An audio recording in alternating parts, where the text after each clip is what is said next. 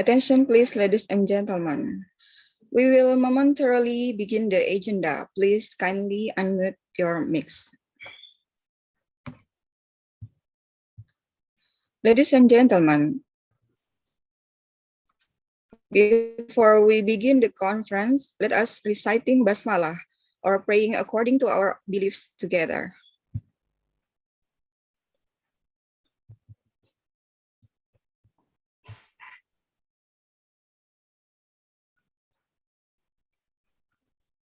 Amin.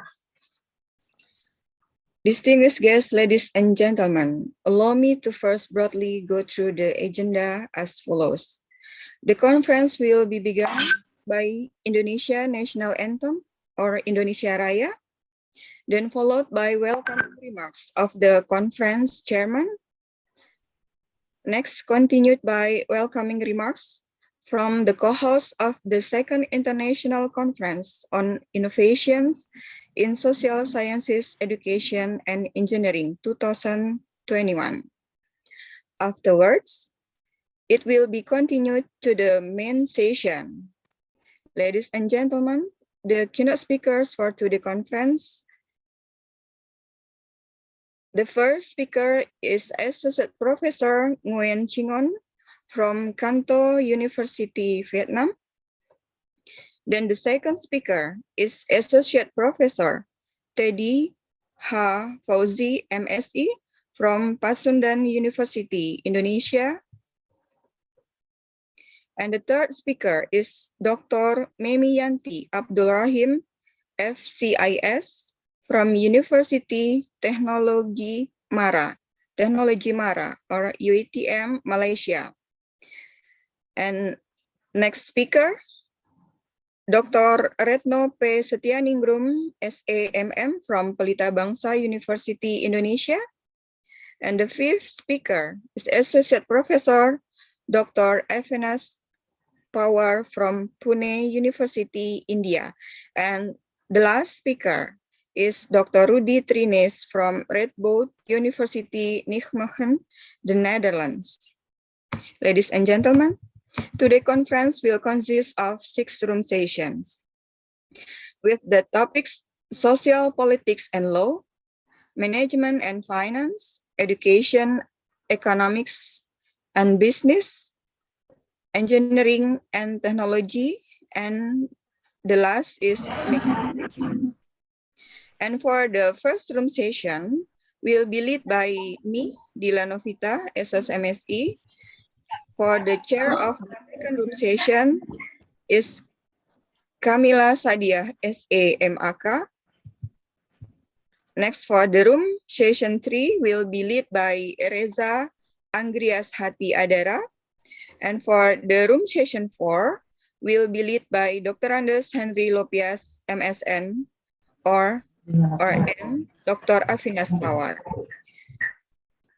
Next, for the room session 5 will be led by Ibu Melati Mandasari, SPD, MPD. And the last room session will be led by Ibu Tari Jumiati. Prominent speakers, distinguished guests, ladies and gentlemen. The conference organized by Leo Scientific Networking, 6 universities as co-hosts. They are STMI Rosma Karawang, Institut Bisnis dan Informatika Wikyanji, Universitas Bina Sarana Informatika Jakarta, Universitas Islam Riau, Universitas Islam 45 Bekasi, Universitas Dharma Wangsa Medan, Sekolah Tinggi Bisnis dan Manajemen 2 Saudara Bitung, dan Universitas Kristen Tentena. This conference is also held by cooperation with Canto University, Vietnam as our main partners. Prominent speakers, distinguished guests, ladies and gentlemen. Assalamualaikum warahmatullahi wabarakatuh. Good morning for all. Very good morning and warm Warm welcome to the International Conference on Innovations in Social Sciences, Education, and Engineering. Today, Saturday, 7 August 2021. And for the topics conference today, the role of multidisciplinary studies and innovations in facing the complexity of globalization and the impact of the post-COVID-19 pandemic. Distinguished guests, ladies and gentlemen, opening today's conference, now we would like to invite His Excellency, the Chairman of the International Conference on Innovations in Social Sciences, Education, and Engineering 2021, to deliver his welcoming remarks. Dr. Andes Henry Halupias, MSN, please take your time. Selamat pagi. Selamat pagi. Good morning. Goedemorgen. Selamat pagi. Selamat pagi, Pak Henry. How do you do? How do you do? I hope you are all well.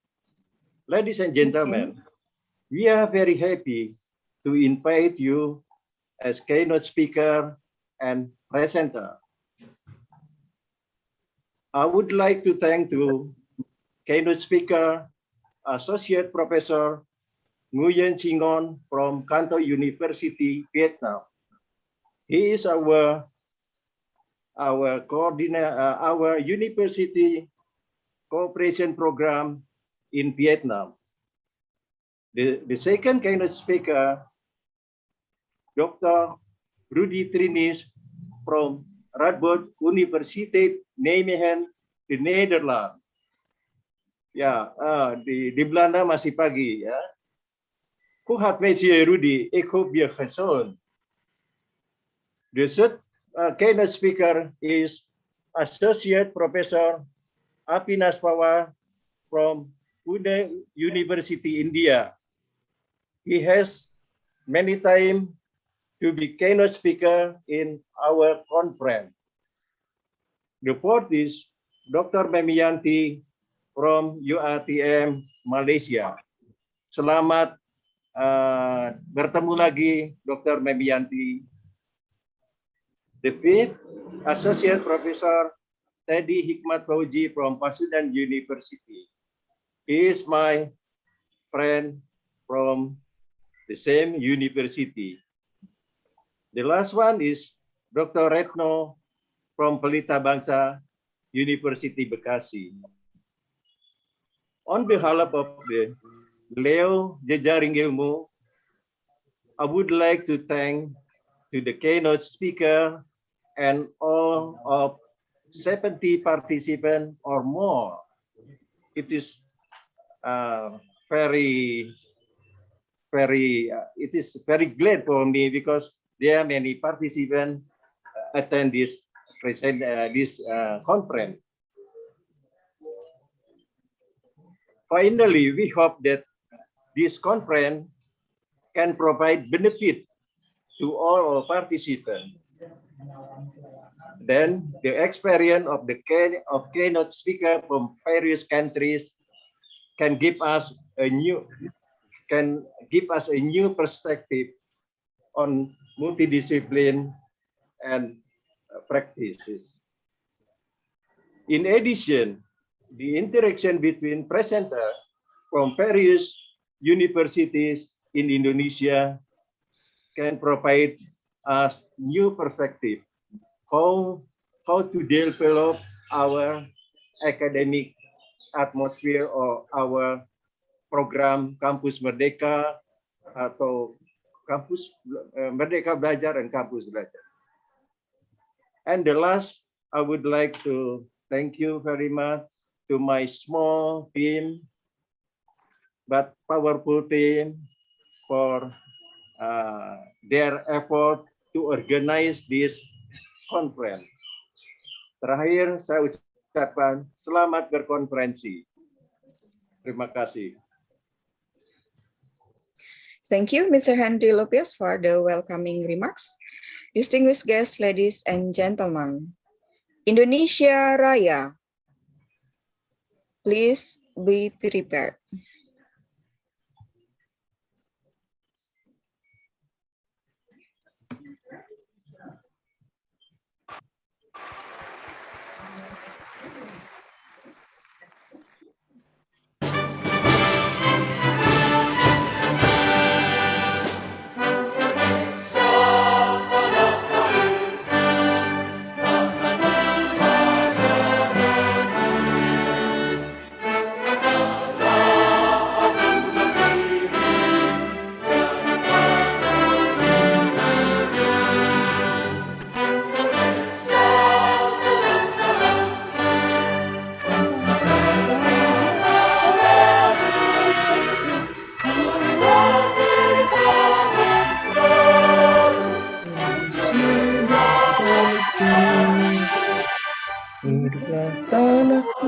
hiduplah negeriku, bangsaku, rakyatku, semua.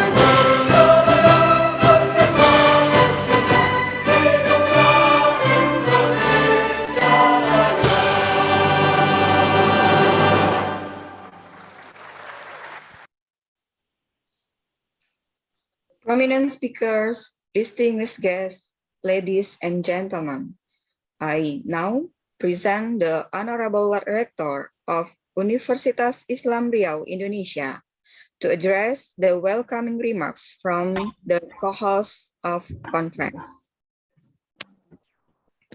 Assalamualaikum warahmatullahi wabarakatuh. Waalaikumsalam warahmatullahi wabarakatuh. Alhamdulillahirabbil alamin. Wassalatu wassalamu asyrafil anbiya'i wal mursalin wa ala alihi washabihi ajmain. Good morning everybody, ladies and gentlemen. Welcome to this international conference in social sciences and technology, engineering, and all other subjects of sciences in the world. We are very happy today, this morning, to welcome you all in this seminar. And also we are very glad to be a co-host conference with all the partners in this event. We are very thankful also to all the invited speakers, the keynote speakers, and all the participants joining this conference.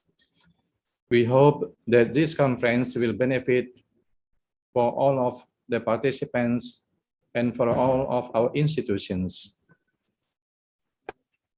Because in the next future, We hope also the collaborations of these participants, keynote speakers, and their partners organize these events will continue for the better of our institutions. Thank you for inviting us, Universitas Islam Riau, joining as a co-host of this conference. We welcome you all from joining this conference. Thank you, and Assalamualaikum warahmatullahi wabarakatuh. Waalaikumsalam warahmatullahi wabarakatuh. Thank you, Prof. Dr. H. Safrinaldi SHM CL, Rector of Universitas Islam Riau, Indonesia. Prominent speakers, distinguished guests, ladies and gentlemen. I present the Honorable Rector of Institute Business dan Informatika, PIKNG, Indonesia, to address the welcoming remarks from the co-hosts of conference. Dr. Insinyur Hisar Sirait MA, take your time.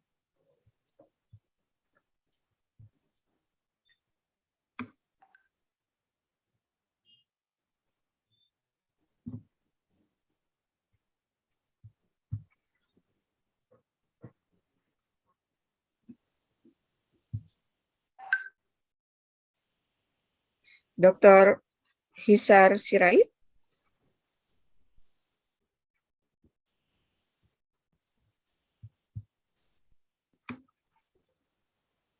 Okay. We will continue to the next co-host of this international conference.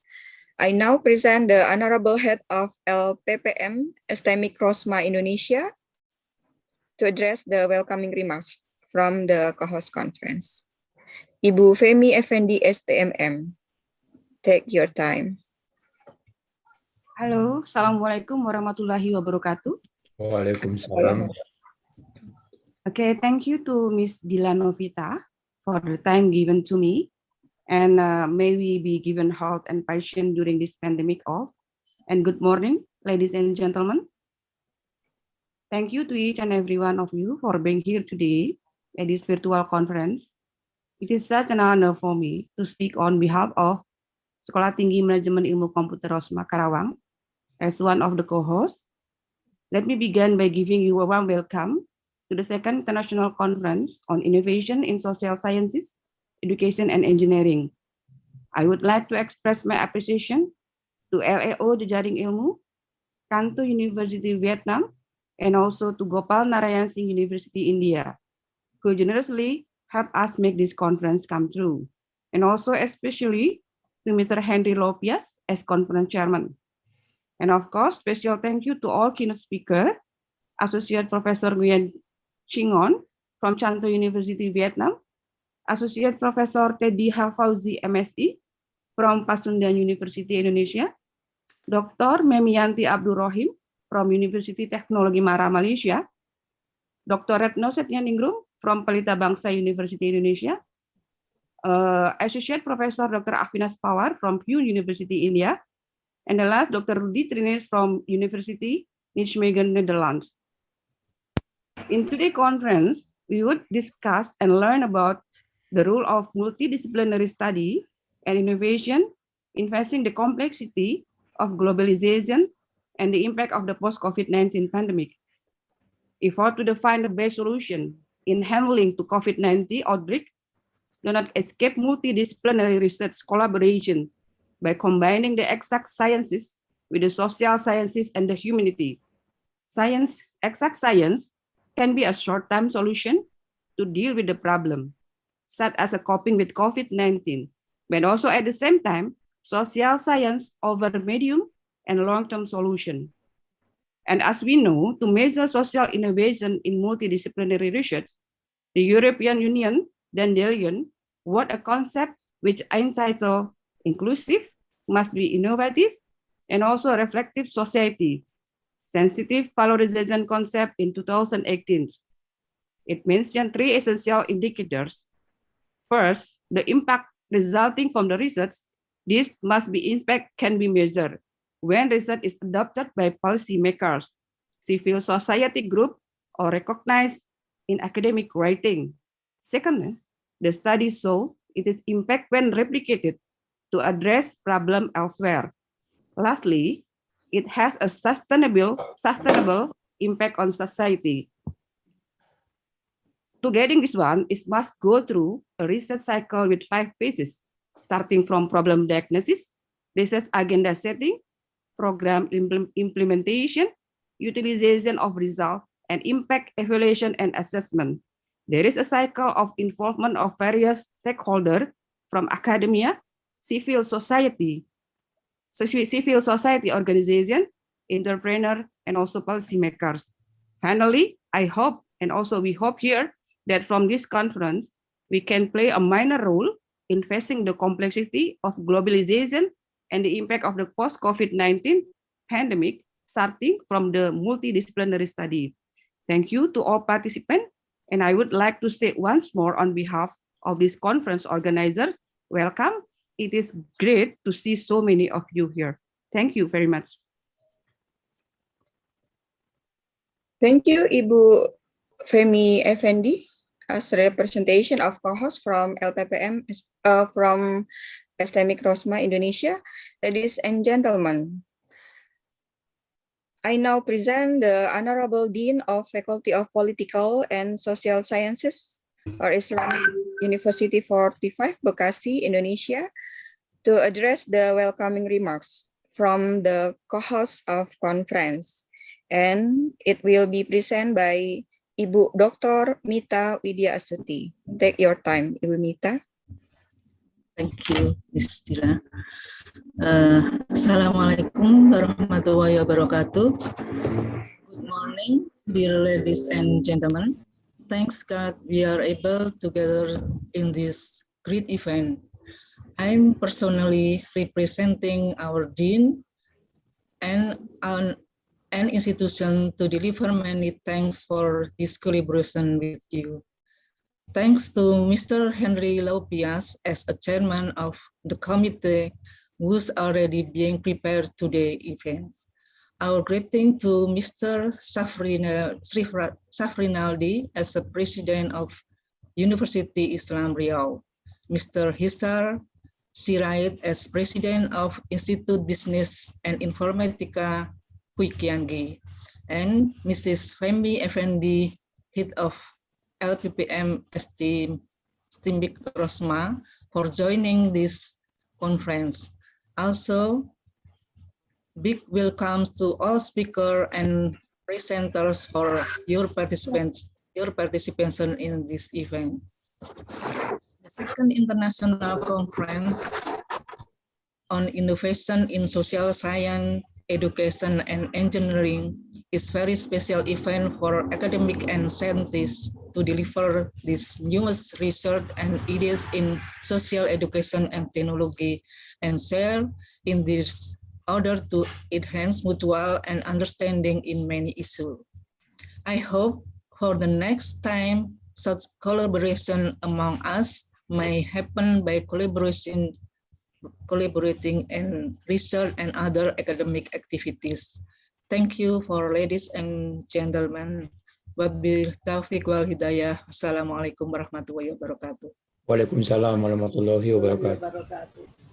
Waalaikumsalam warahmatullahi wabarakatuh. I recall again, ladies and gentlemen, I present the Honorable, I recall again, I present the Honorable Rector of Institute Business and Informatika Kuikiangi, Indonesia, to address the welcoming remarks from the co-host representative. Dr. Insinyur Hisar Sirait MA, take your time.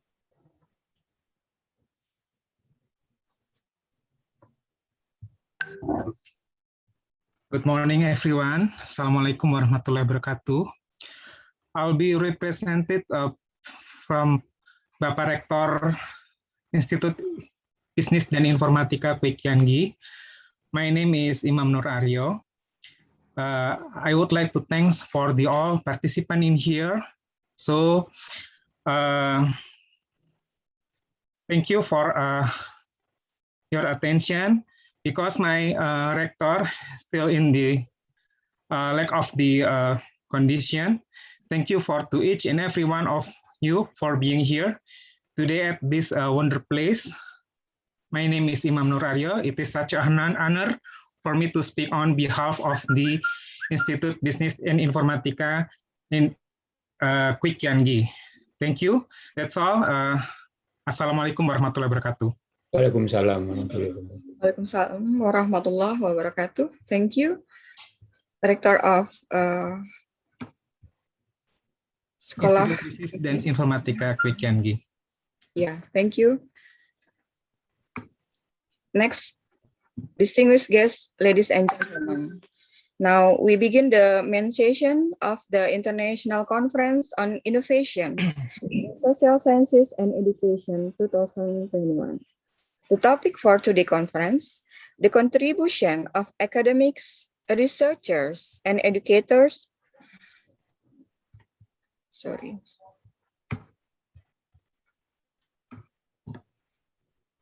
The main topic of today's conference, the role of multidisciplinary studies and innovations in facing the complexity of globalization and the impact of the post-COVID-19 pandemic.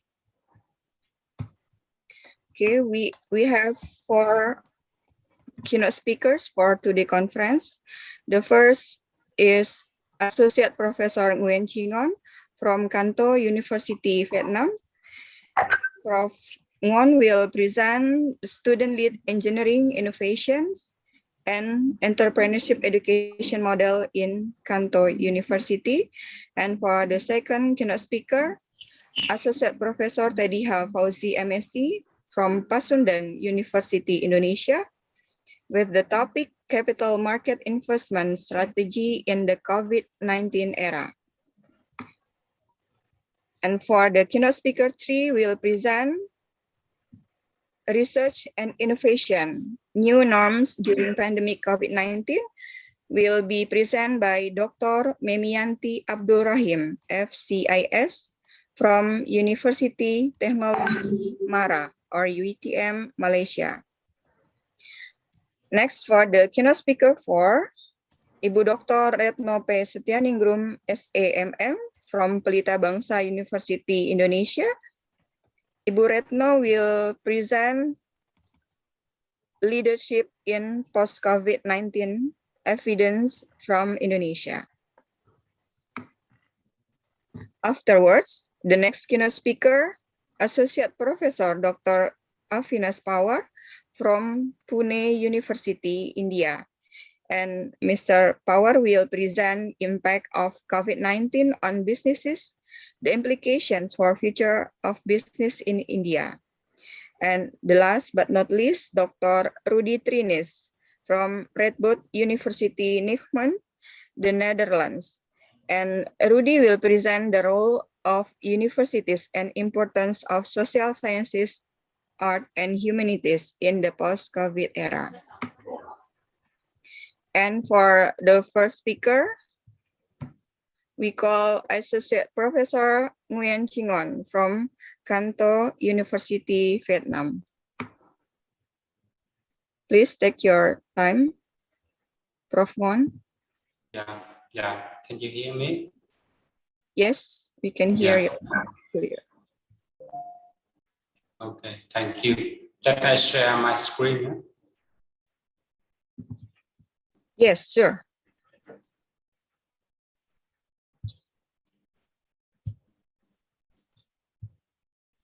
Good morning. Can you see my screen? Yes. Yeah, okay. Thank you. Thank you very much.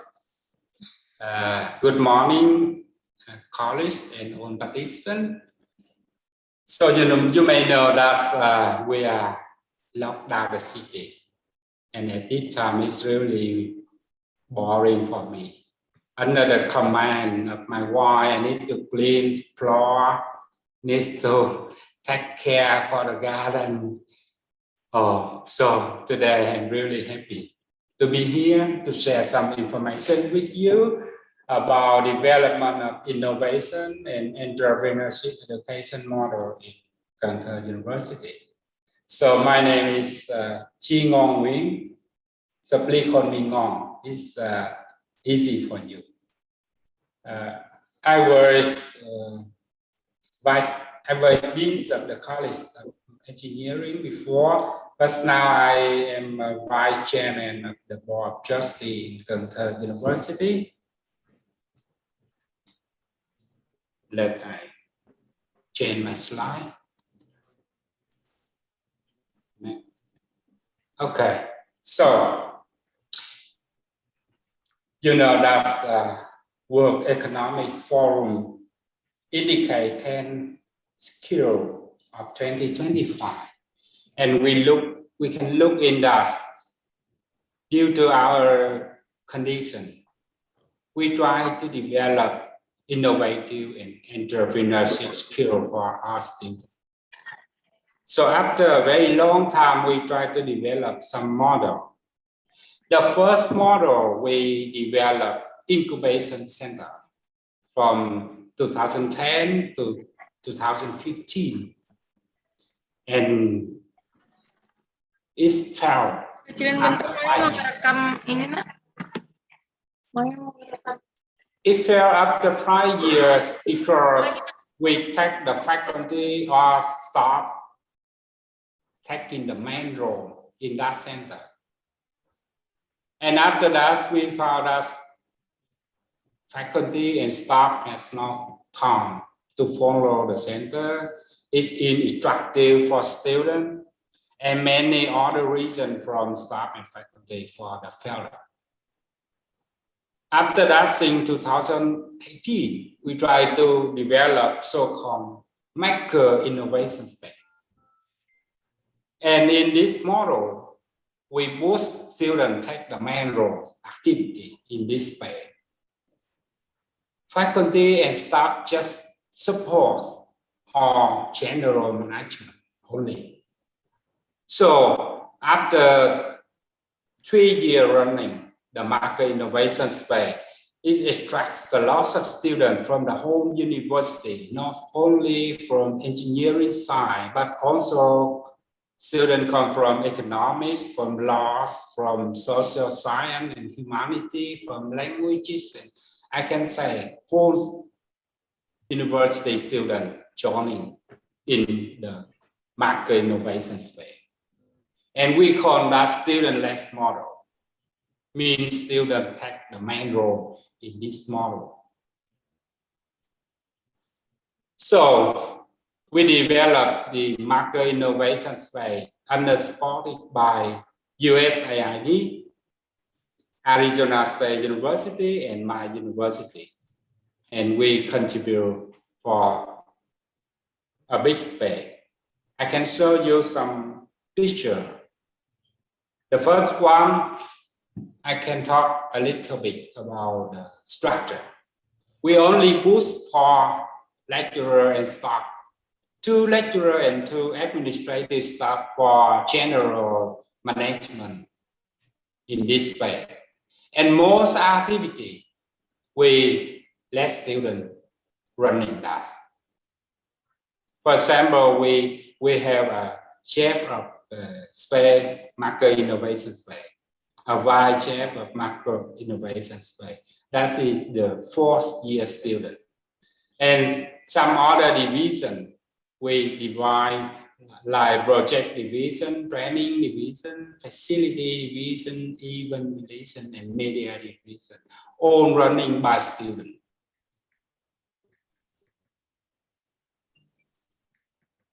And here's some picture from the innovation space. We offer many tools under the project support by USAID and Arizona State University. We bought equipment, we bought some for mechanical, for electronic, robots, and some other tools for students. When students come here, they can use that tool to build their idea into prototype production. And here some others we call self-study space. Students can take rest, can got together, and can read book, and so on. You can see a nice place for students. And also we have some space in the garden in the university also, but I don't take the picture here. And the typical activity of the innovation space. The first one, we have students bring their idea into prototype, as I mentioned.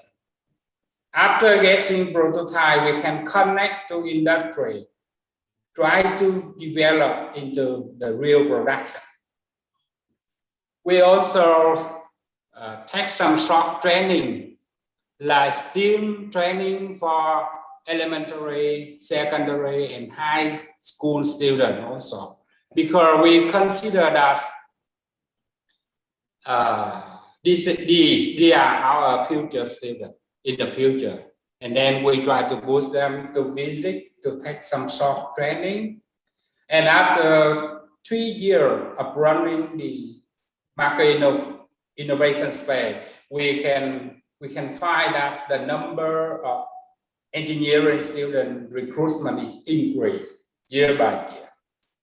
In Vietnam, when we select students entering the university, we base on some score from a national examination, mostly consider on math, physics, and chemistry. And we found that many students come to the market innovation space when they're interested with engineering, and after that they register to the university. So the entrance marks, entrance score is increased also. We also offer some STEM training for secondary and high school teacher also. And some other activity like site visit for thousands of students from the region come to our market innovation space. And here's some picture from our student activity. You can see here all students. This is the first year student. They can share their idea and share discussion with the younger. And they also explain some activity with the younger. Or they can use 3D printer to generate their production from design and make the real production by ABS plastic, for example. And this is the picture. We take the training for secondary school students. They can come with us, and we can arrange students take the short training for them.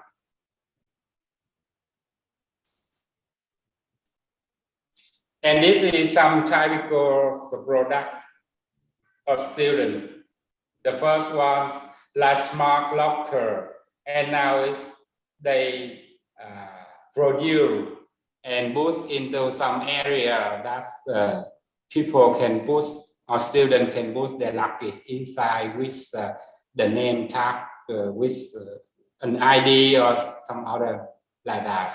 This is the hand washer generated by students due to the COVID pandemic.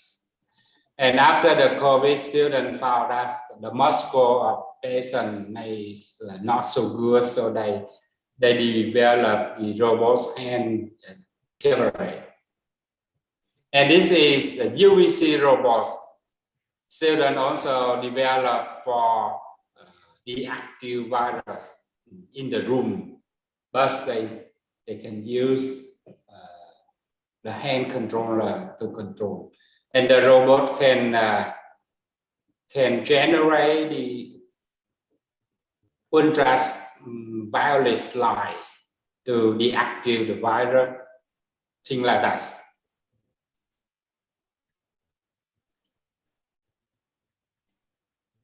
And here's production come from the idea of students, but we moved into mechanical workshop to generate we call cabinets for COVID sampling. and the technician stand inside the cabinets, and after that they can get the sample for people with COVID-19. And the second one is production for LiDAR sensor-based UVC robots, and it can work automatically to generate the ultraviolet light to deactivate virus and so on in the room. At the moment, we are training, we are trying to build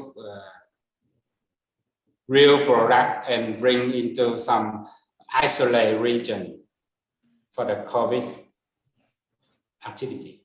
And you can see here one small YouTube getting from our student. By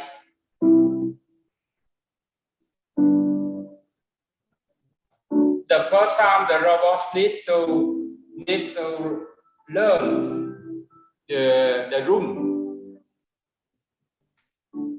After they learn, the room will train for the robots, and after that, it can run automatically. And it can detect the obstacle by LiDAR sensor. And during they run into the room, they can generate violet light, ultraviolet light to be active. And now the industries connect with us, try to build bigger robots for some isolated region in Vietnam.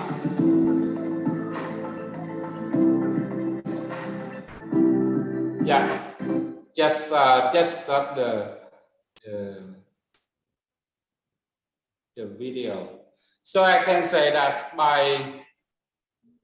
by putting students in the main role activity in innovation space, they have time. They can study there, they can discuss, they can build their idea, also sleeping there in the center.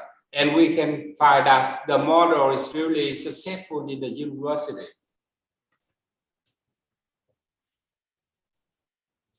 Thank you for your attention.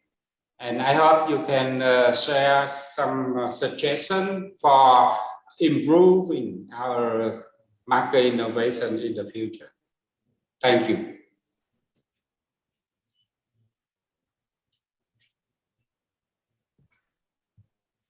Thank you, Prof. Wan, for your insightful and informative presentation. Ladies and gentlemen, now we are going to the next presenter, Associate Professor Teddy Ha Fauzi, MSc. Mr. Teddy is a lecturer from Pasundan University, Indonesia. And for today's conference, he will present capital market investment strategy in the COVID-19 era. Please take your time, Prof. Teddy.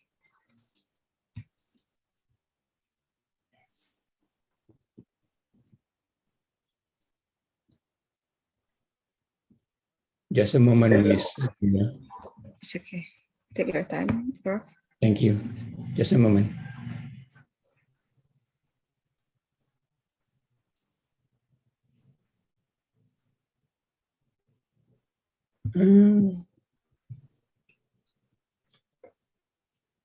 Can you help me, Miss Nila? Yes. So I want to say this Yes. PowerPoint. You can Okay. share from your side, or you need a help? Yes. Just a minute.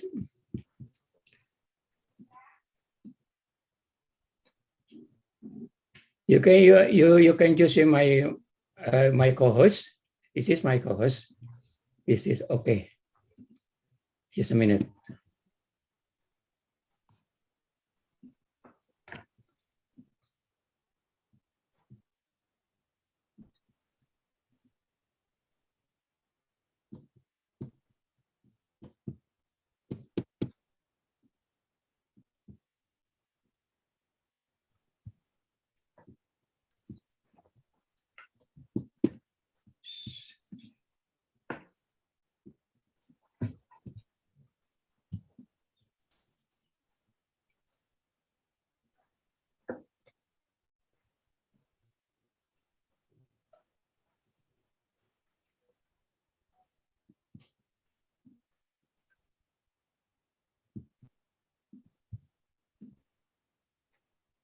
Can you see?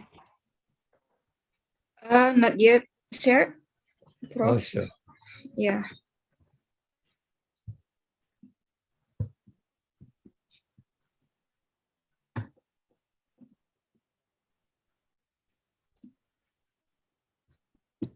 Okay, just a minute. Okay. Still Not yet. ongoing. Still ongoing. Not yet. Still progress. Why?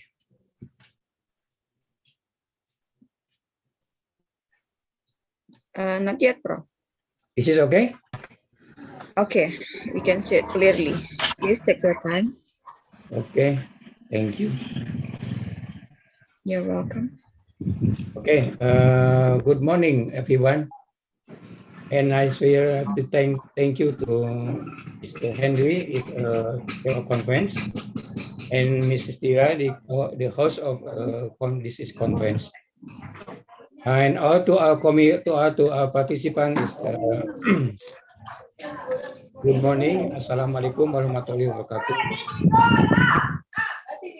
And last but not least is my friend from India, Mr. Avinas. Good morning, Mr. Avinas. Okay, I want to present about this title about the capital market investment strategy in the COVID-19.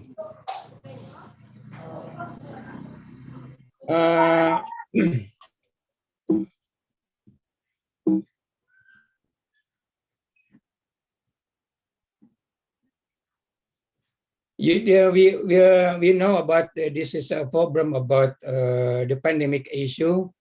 This is an international problem and global pandemic COVID issue to impact about economic recession.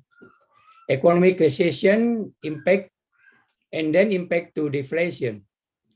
So we know about this as in the second quarter about 2020 BPS record that the national economic growth minus 5.31. 5.3% had an impact if weakening of the purchasing power of the manufacturing industry sector, decreasing consumption and investment. So the people in Indonesia poor people increased by 1.63 million from 24.79 million. This is on 26.42 million people in Indonesia. This is I want to share about how to recover about the economic in Indonesia, economic nation.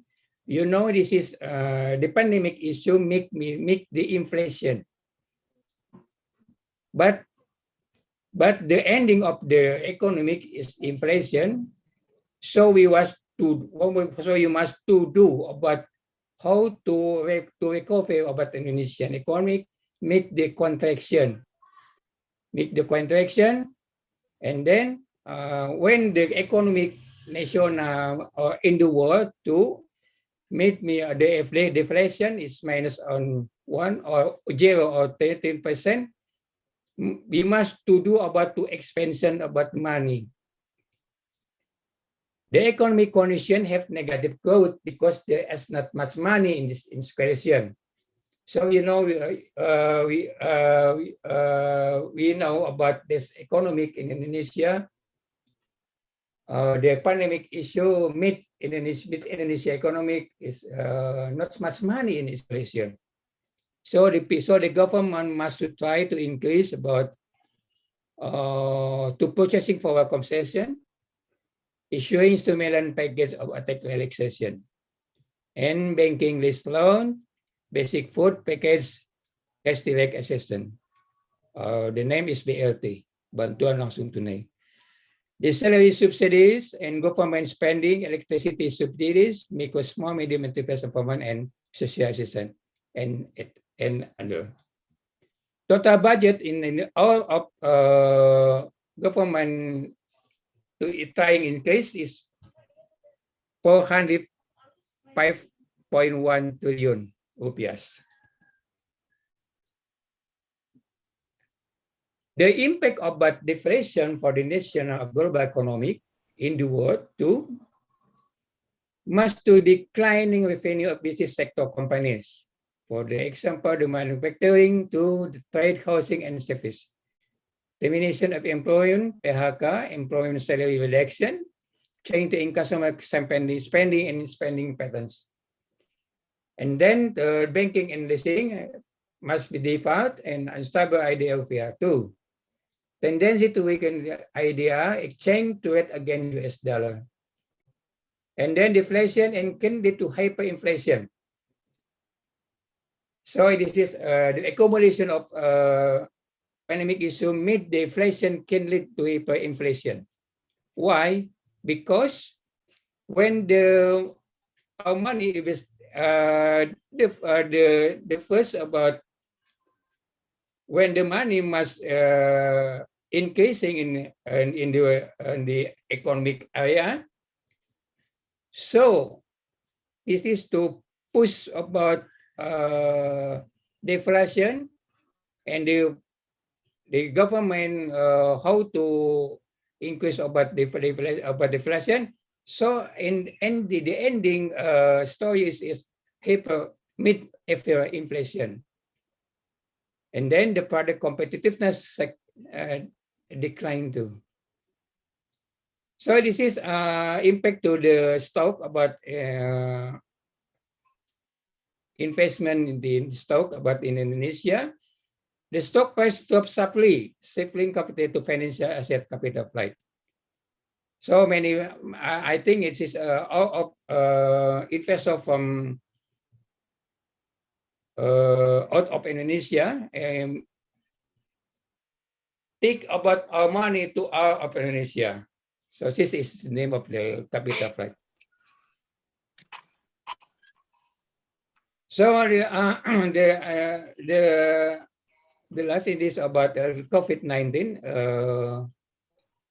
The accumulation about the next mid about purchase power down, and then mid deflation, and then good price down.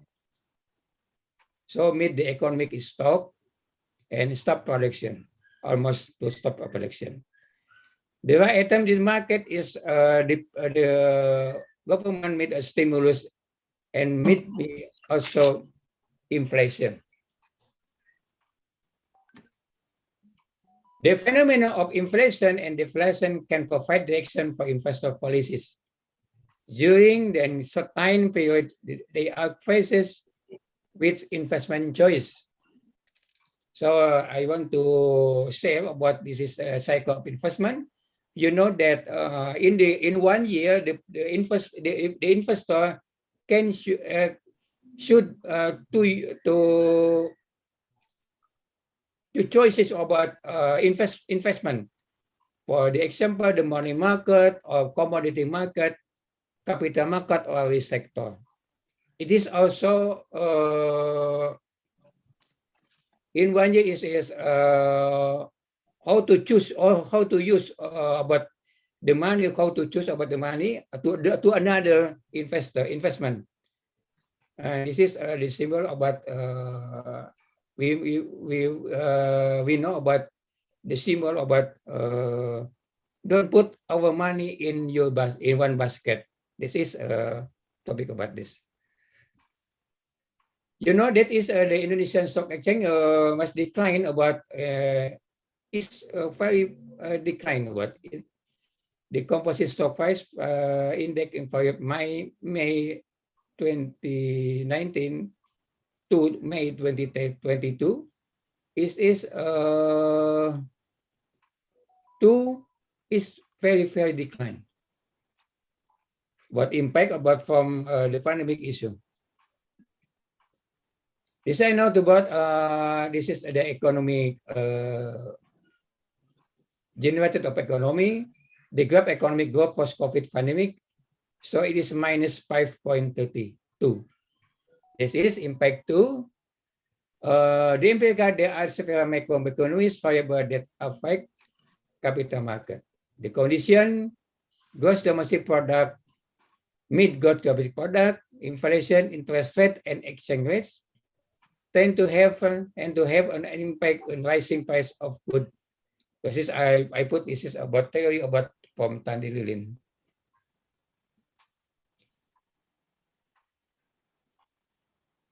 So this is the opportunity about we hope to that the national economic, we hope that the national economic and the world will recover, and this is opportunity to buy stock with certain categories, such as stock of drugs, for example, stock of drugs, infrastructure, financial, food, digital economy, or information technology. So, you know about this is to inform us about the blue chip stock criteria. You must choose about the stock. For the example, is the Mandiri or BCI. This is the capitalization is a big capitalization stock. This is a good branding and reputation, financially secure and experienced, have a large market capital, consistently pay dividends, have good fundamentals, have good liquidity, will become the master of market share and matter in terms of age. This is utilizing the momentum in share investing. So this is the impact of common pandemic COVID-19. The domestic stock market has fallen by 30% with the capitalization of the composite stock price index reduced by 94.41%. From the state budget, this is you know that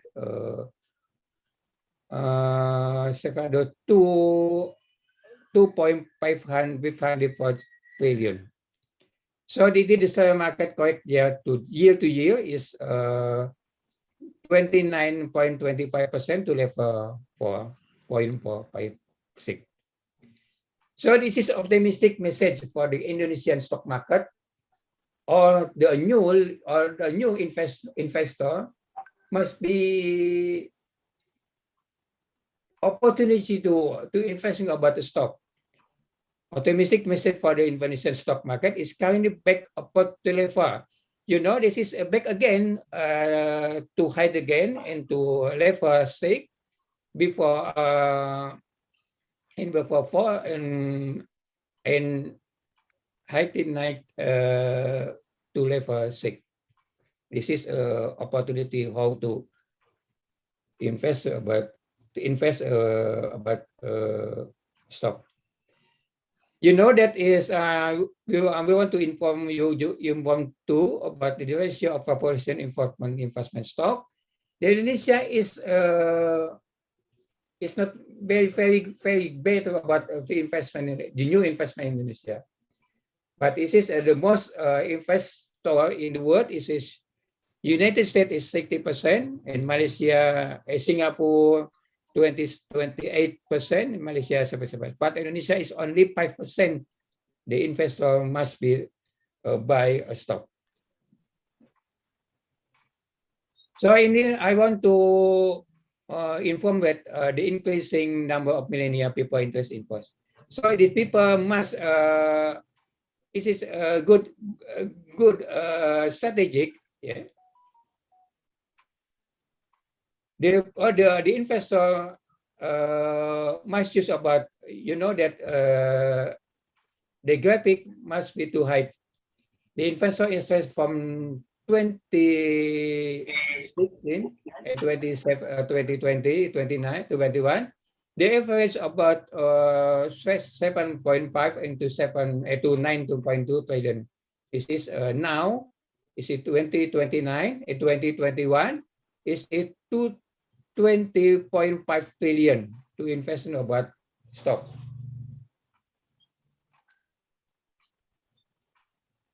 And then the increasing about kind of single investor significant deceit. You know that a new investor this is have a good idea to invest about stock. So the number of seat of data from 2019 and 2021 is must to be high. This is the opportunity to buy about stock. So this is I want to inform you about the fundamental. We must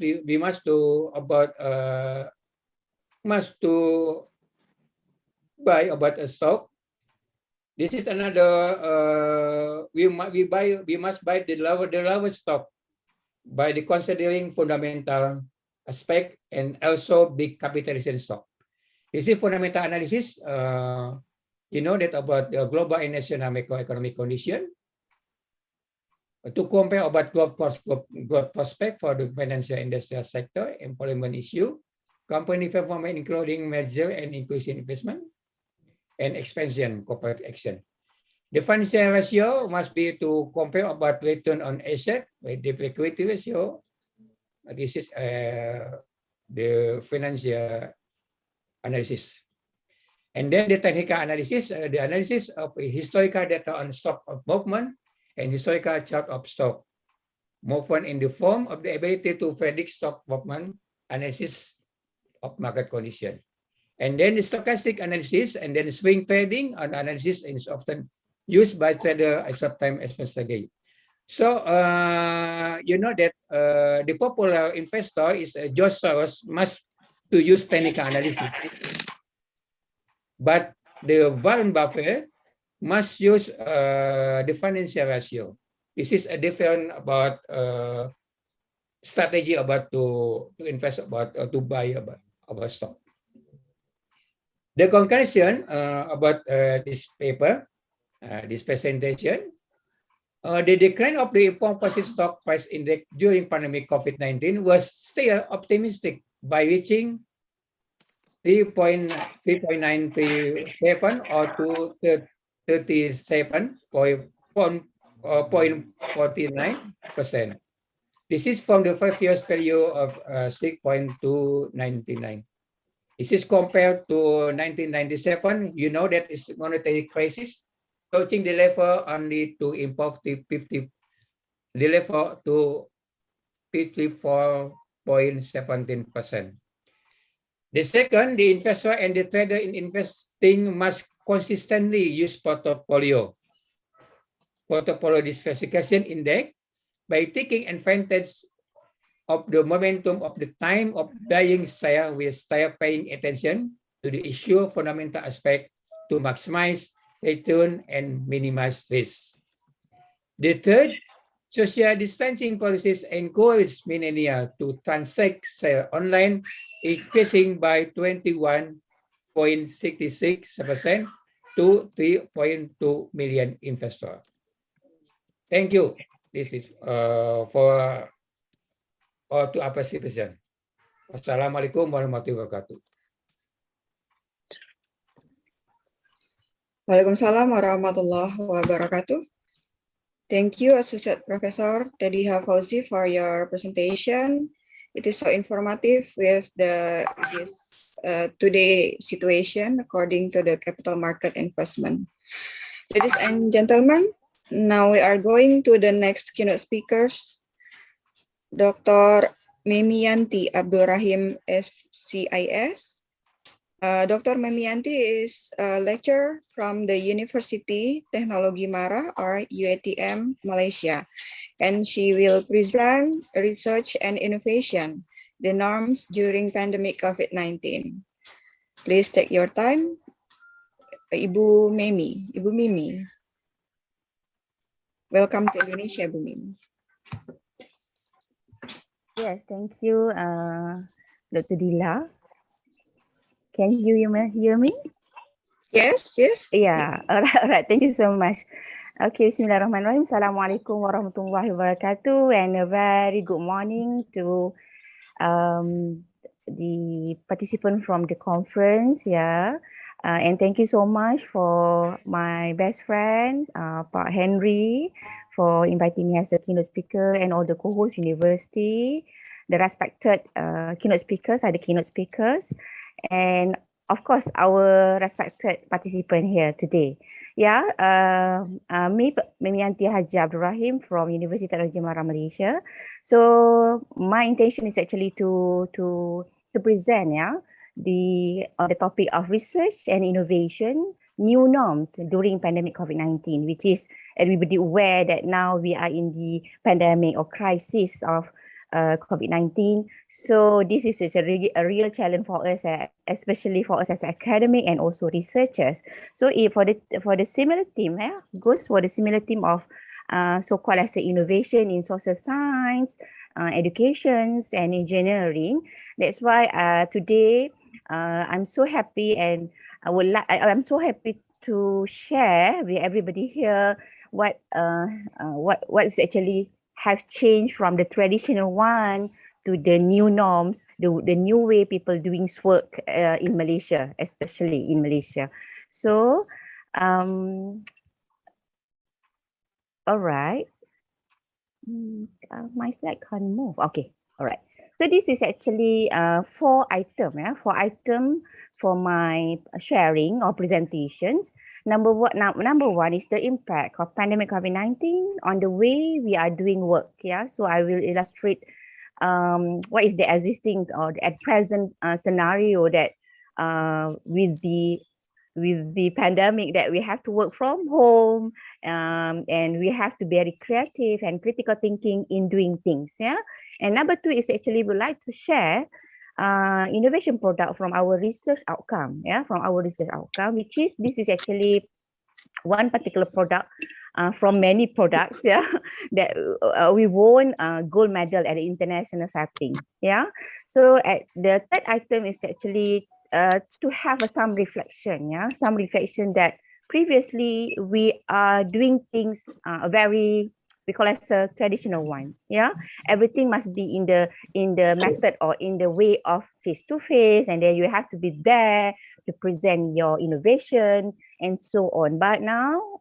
things differ. Yeah, so I would like to share what is actually has been done since 2009 up to 2021 now. Yeah, so and the last item for my sharing is that what is the way forward for us. Yeah, hopefully the sharing from the reflecting from the traditional one, go to the new one, in the new norms, we shall do something more better, yeah, or better than previous one.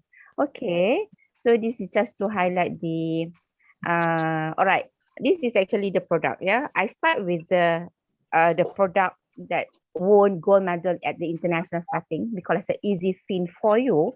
So it's a very small font here, but later on we'll see. I just would like to share with everyone here the video from the organizer that we won this gold medal.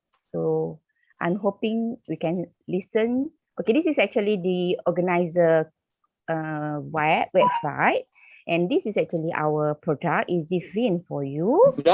Then I just want to share the video that we submitted for this competition, and we won gold medal for this. So Secretariat Dr. Dila, please let me know if the sound of the video can be heard. Yeah,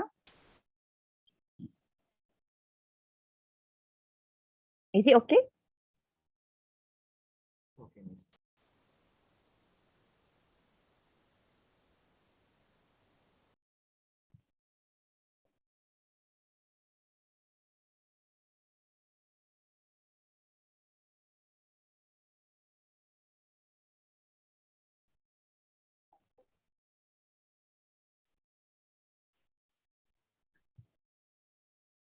Excuse me, Puan, still can't see the video. Still yeah. slide? Can't see the video? Yes. Yes, cannot. Okay, how? Because this is actually Still the link to the with website. your Sorry? Still screen from your presentation, Dr. Mimi. Sorry? Not yet turning on the video. Not turning? Not yet. Oh yeah, because on my slide, I can run the video. Oh, okay. So sorry, I can't share with the audience. Dr. Dila, is it possible for you to link the link from your from your screen? Maybe you can copy paste to the chat room okay. and I will open it All from right, chat all right, room. all right. Yeah. That's From good chat idea. zone. Yeah. I'm so sorry for this. It's okay.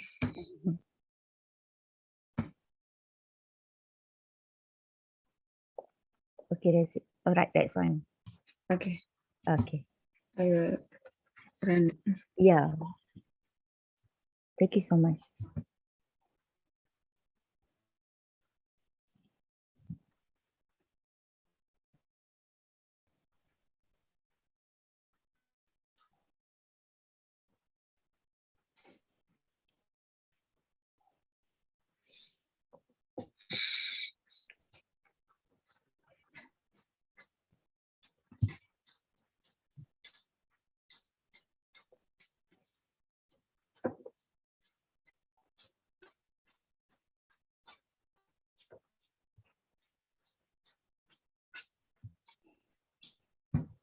Would you mind to close the Oh yeah, screen my share share. so Okay, I can thank open you. it? Thank you. Yeah.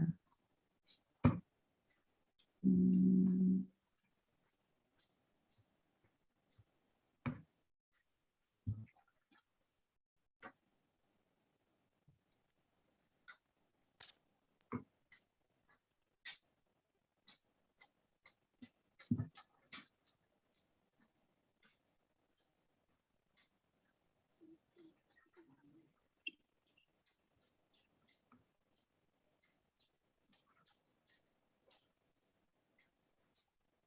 Dr. Mimi, can you see the slide?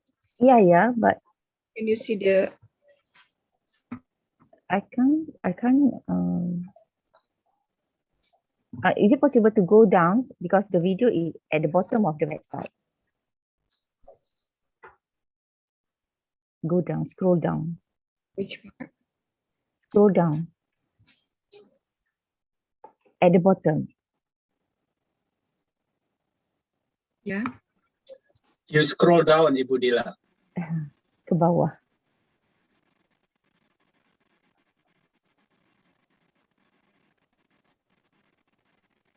Is it okay?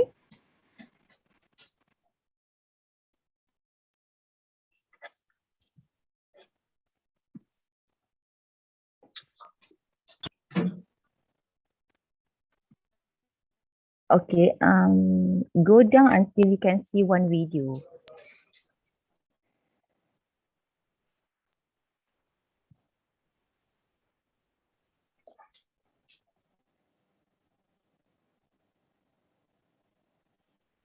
Is it okay, Dr. Dila?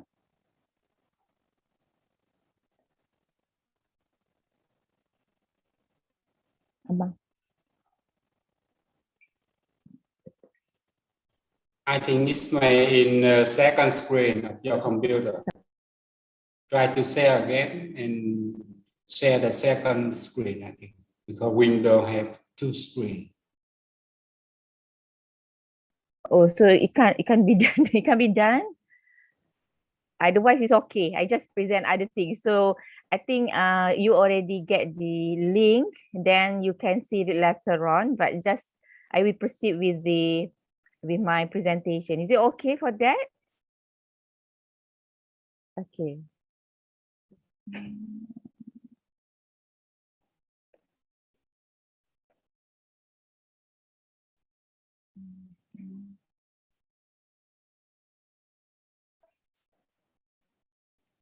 All right, so I go back to my slide. Yeah.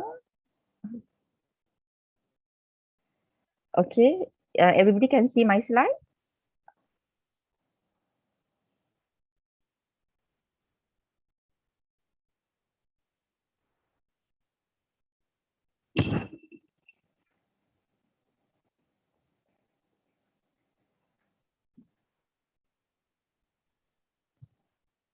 Is it everybody can see my slide? Okay, so may I proceed? Not It's just yet. your folder Okay. one. Oh, folder. Okay. Yeah, wait, still not come to the presentation slide. What happened? Okay. Wait. All right.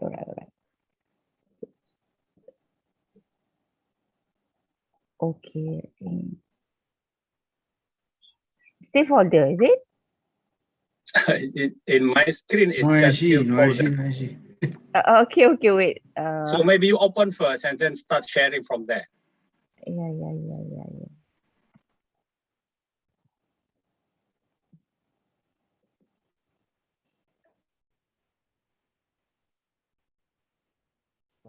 May I help to show your video? Video or slide? Video slide. I can hear one sound. One. Okay. All right. Oh, okay. It works. So sorry. So which one you can listen to now? Yes, So let's yes, Dr. listen this Mimi, one. you can see the video. Oh, you can see the video, is it? Yes. All right. Thank you so much.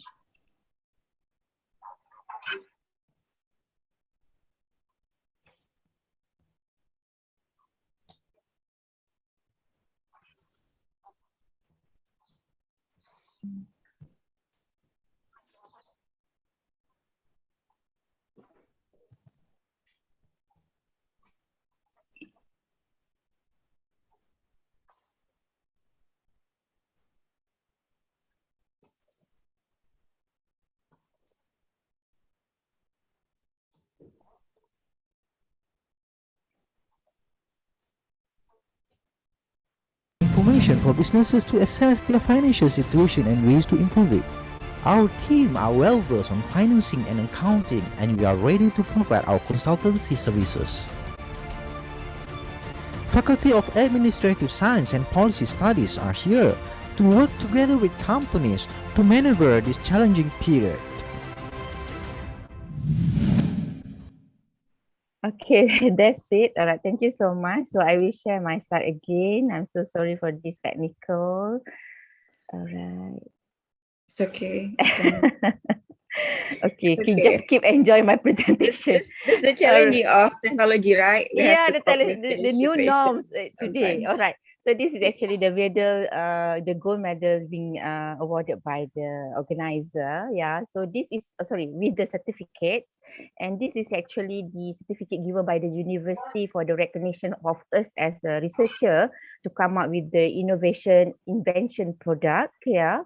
Alhamdulillah. Okay. Now, just want to share what actually have been done previously, how we make things traditionally. Yeah, so this is actually the product that perhaps I love to do something new. I challenge myself to do something different, something unique from other things that offered by the other researcher. So this is actually my starting point in innovation works since 2009. Yeah, so it's already now 2021. So we come up with a traditional way of doing things. For example, if let's say you would like to enter the competition at the internet, even at the international level, you have to do the preparation for booth setting and presentation. So this is actually the product in the hard form. So means that traditionally or previously we have to do this because this is not something new like now. So all things has to be very all product has to be very tangible in the sense of tangible. Yeah. So this is the thing we managed to come up with this product. Also won gold medal in 2012. Yeah, this is gold medal in the year 2012. So some people just asking me how you won this gold award Of course, if you want to do something, I believe we have other keynote speaker also saying something on the innovation. So of course, you have to have a collaboration with the industry, with the company. Likewise, you can see from the Easy Fin for You video just now, we have our industry partner, and we are doing research and development for providing better services to the community, to the public outside that, to the small, medium enterprises. So this is a thing that I think how people have to change from the traditional one up to the new one. But all the elements such as collaboration, grant, copyright must be same as the traditional one. Yeah. So this is actually the copyright for our products. So if you want to invent, if you want to innovate, of course you have to make sure that your product has been patented or having its exclusive copyright. Yeah. So and another marks, yeah, to win this particular we call as gold awards, your research should be backed up with a certain amount of grants. Either it could come from your university or from outside. But it is of course the judge will give extra mark if you have the research backed up by the external party grant. So or at the international level of grant, for example, like University Technology Mara received grant from Vietnam, University Technology Mara received grant from our keynote speaker or other co-host university from Indonesia. Then we collaborate on the product. So that particular product have a value added, yeah, value added to get something as a recognition by the people that would like to use our product. Okay, another thing is that of course when you have product, that particular product is come from your research, yeah, come from your research work. You have your prior reading on the previous research has been done by other people, and then come up with something new thing. What are the gap from the previous one, and then try to come up with something, and you present it and publish it. So that is another extra mark, whereby your product can have like we call it as a winning products. Yeah. Okay. This is the traditional way of entering the competition previously. We have to be there. We have to set our booth, and then we have to present to the judge. But now, due to the COVID-19 pandemic, we don't have to be there. We just have to provide video, just like now. You already see the video. Then make sure your video is really compressed with a very accurate criteria to represent your product. So the judge will assess based on the video and the website that you provide to offer. If let's say that is the online services to the public, so the judge will go to your online services website. So that's the way, the new norms today. If let's say we like to compare with the previous one, you have to provide, like you can see from the picture, you have to provide the file, and then the judge will come to your booth asking about your product, and then you have to justify at that particular time. So it's like a viva process for the researcher, again and again and again. So I think pandemic COVID-19 is like a positive things in terms of that, but of course your product should have a higher value, yeah, to give confidence to the judge that your product can be marketable to the public or to the customer, to the potential customer. So this is actually what is actually my team and me myself practice. We are also transfer the attitude of passion for innovation to our student. For example, this student do some index on the corporate governance index, yeah, on the corporate governance disclosure by Islamic Bank. So we come up with the index, and then we take it the module as the training process or training session to the Islamic Bank practitioners. So they have the, like we call as a very good model. If let's say you would like to present the annual report, so what supposedly be in the annual report. So this student won again gold medal for this particular product, yeah, at the competition.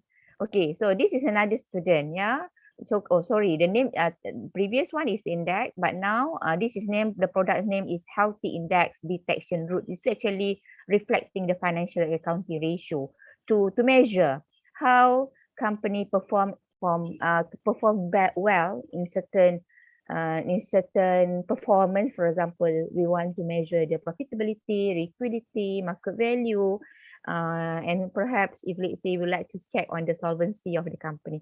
So we train students to be innovative also in the research. Then Alhamdulillah, usually all the students grad on time, GOT, and they embed the character or the attitude of inventor in their studies and also in the working place, inshallah.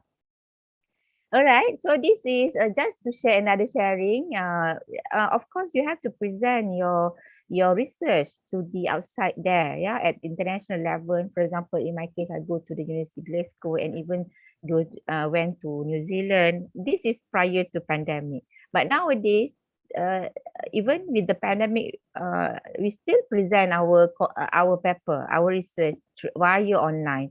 So yeah, traditional one that you have to travel, yeah, but now you don't need to travel. Even today I'm at home, so we don't have problem in terms of commuting, yeah.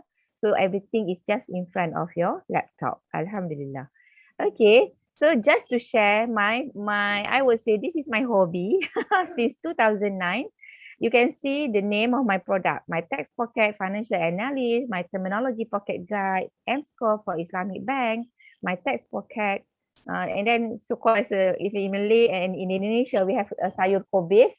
So we have here computerized outcome-based education system, e-filing taxation assistant, EFTA, IAS, intelligent administration system, file manager for taxpayer, healthy administration ritual, investor relation guideline, independent director model, healthy index detection route, and we have corporate and Sharia governance disclosure just now. And even we have innovation in the education and supervisions.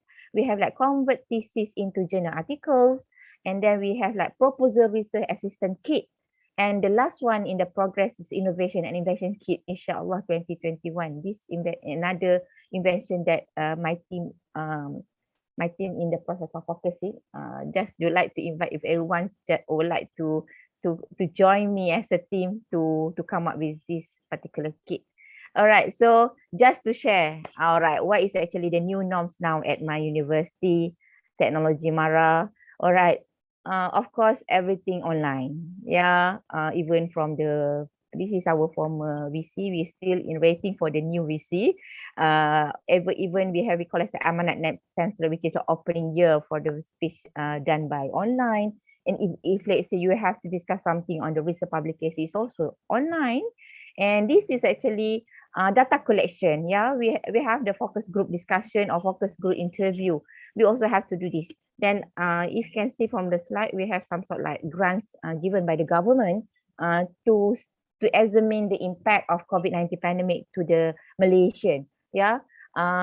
Of course, we have collected data. It's just only 1 month. Yeah. At that particular time, we already missed with the total lockdown, and then we have like a break can go out. Then we go for the respondent, especially from different type of group. For example, let's say we have like business owner, and we have like government servant, and we have like all the peoples accordingly to the religion. So those can be done before the total lockdown. Yeah, but after that, in the middle of the process of completing the grant, we have to do all online. So we have to make sure that the respondent is really able and capable to use internet and laptop. Yeah, so that is actually the challenges that we face while collecting data. Okay, all right. Even signing. Okay, this is actually just to share.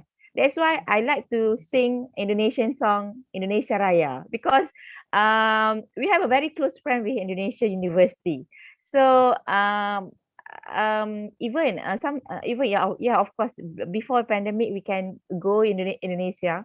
So but now it is just online, but I keep enjoying to sing together with the all participants in the conference. So and even our online classes, research supervision. So either you like it or not, previously we always with the student in front of the computer showing them how to read the SPSS results, but now everything must be online. So sometimes it challenges us as a academic and researcher, and even as a supervisor, because some area or some technical things, for example, like to show the correct info or data from the SPSS from the structural equation model, like social science, we always use SPSS, SEM, AMOS, PLS. So those things is very technical. So students also have to upgrade their skill from a very traditional one up to a very technological one. So our challenge as a supervisor, I would say, I do not know. I think this year and previous year is like a very tough year, but we try our best to adapt with the new norms and a new way of supervising. All right. So this is the thing. Sometimes the students like, oh my gosh, like that in the online or India discussions. All right. This is actually our meeting courses training, conducted online. And okay, this is the final item. Way forward, what to predict. 2021, we have like only several months for 2021 and go up to 2030 onwards. So if we see, if we observe, of course, COVID-19 actually is something that required us to transform fast. We call it as a digital transformation. Everybody should be able to good at improving your knowledge, your skill, especially in the technology area. So again and again, learning institution like us, universitas, or in other country in the world, we now mapping into the hybrid one. If let's say total lockdown has been over, means that we are already get used with the system. So like in UiTM also, we already proposed that it could be like 70-30, 50-50. We will no longer go for 100% face-to-face, because I think it is a gifted something that students already good at using laptop, internet and so on, presentation wise and everything. So way forward, we can foresee the learning process is like 70-30, 50-50. So I think that is great for us. And of course, digital work from home, and for the long-term impact, at the university level, we have like step-by-step, a very small, tiny efforts to improve our education system. But from the government side, like saying from Malaysia, we already embedded in the curriculum. All the lesson has been changed gradually to match with the requirement of digital, in the sense of digital new norms. So that's it. Means that we can't foresee that campus will be full with the student, because the learning session will be like 70-30, and even for the data collection for research, and even for the, I do not know, for engineering, perhaps you have to use lab. Perhaps later on we have lab at home, not work at home, it's also lab at home. That's it. That is actually the new setting of scenario for us as a researcher, academic, and also practitioners. That's it. Thank you so much. Assalamualaikum warahmatullahi wabarakatuh. Waalaikumsalam warahmatullahi wabarakatuh. Thank you, Dr. Mimi. I call you Mimi, right? Because Mr. Hendy call you Mimi. Yeah. Because this is very simple name, Mimi. Otherwise, it's very difficult to call Memianti. Oh, yeah. Yeah. All right. Thank you so much. Thank you for your presentation. It is I think it is one of the advantages of the COVID-19 situation, because we have to cope with the technology, and then it triggers us to build the innovations to adopt it in education system. Thank you for your insightful presentation. Ladies and gentlemen, now we are going to the next presenters. Ibu Dr. Retno P. Satyaningrum, SAMM. Ibu Retno from Pelita Bangsa University Indonesia, and she will present leadership in post-COVID-19, evidence from Indonesia. Please take your time, Ibu Retno.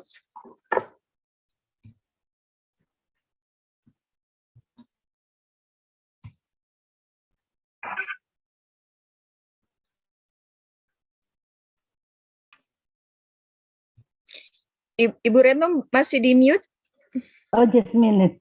Okay. Okay, thank you, Ms. Dila. Okay, Bu. Yeah. Good morning, ladies and gentlemen. My name is morning. Retno Purwani Stianingrum. I will lecture in Pelita Bangsa University, and we would like to present my article. I'm so delightful to be here, and thank you for giving me an opportunity, Mr. Henry Lopias and Miss Dr. Camila and Miss Dila. Thank you very much to discuss my paper before you. The title of my paper is Leadership in Post-COVID-19 Environment in Indonesia. Okay, thank you. I'm share screen. Okay.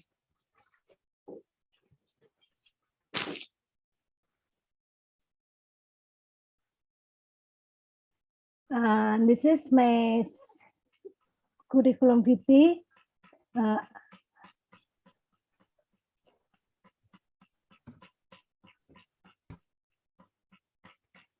I'm sorry. My name Retno Purwani Sianingrum, and place and date of birth in Solo, Japanese, and office address University Pelita Bangsa, Infeksi Kalimalang, Delta Mas. And then I'm graduate from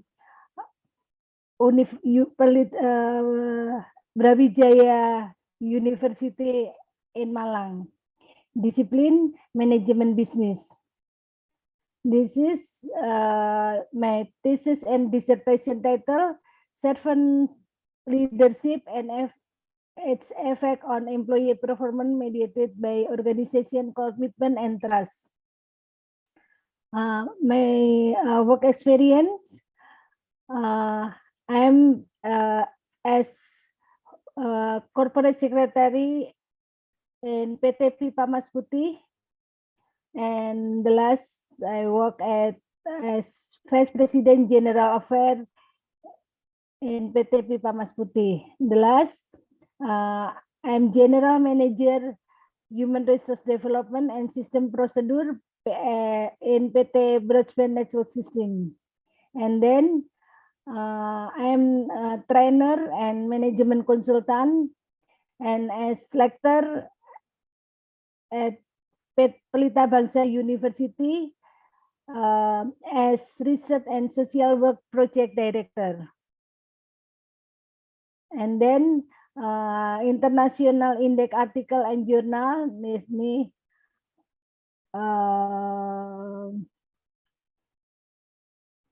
yeah, my international conference and journal international, and publication is a first and second rank of accreditation, organization commitment, and then the impact of CSR on employee performance, and then the impact of transformational leadership style, and then multiplying success, and then so on. Seminar and Index International Conference, yeah, 7, yeah, okay, and Seminar Index National Conference 1, and then my book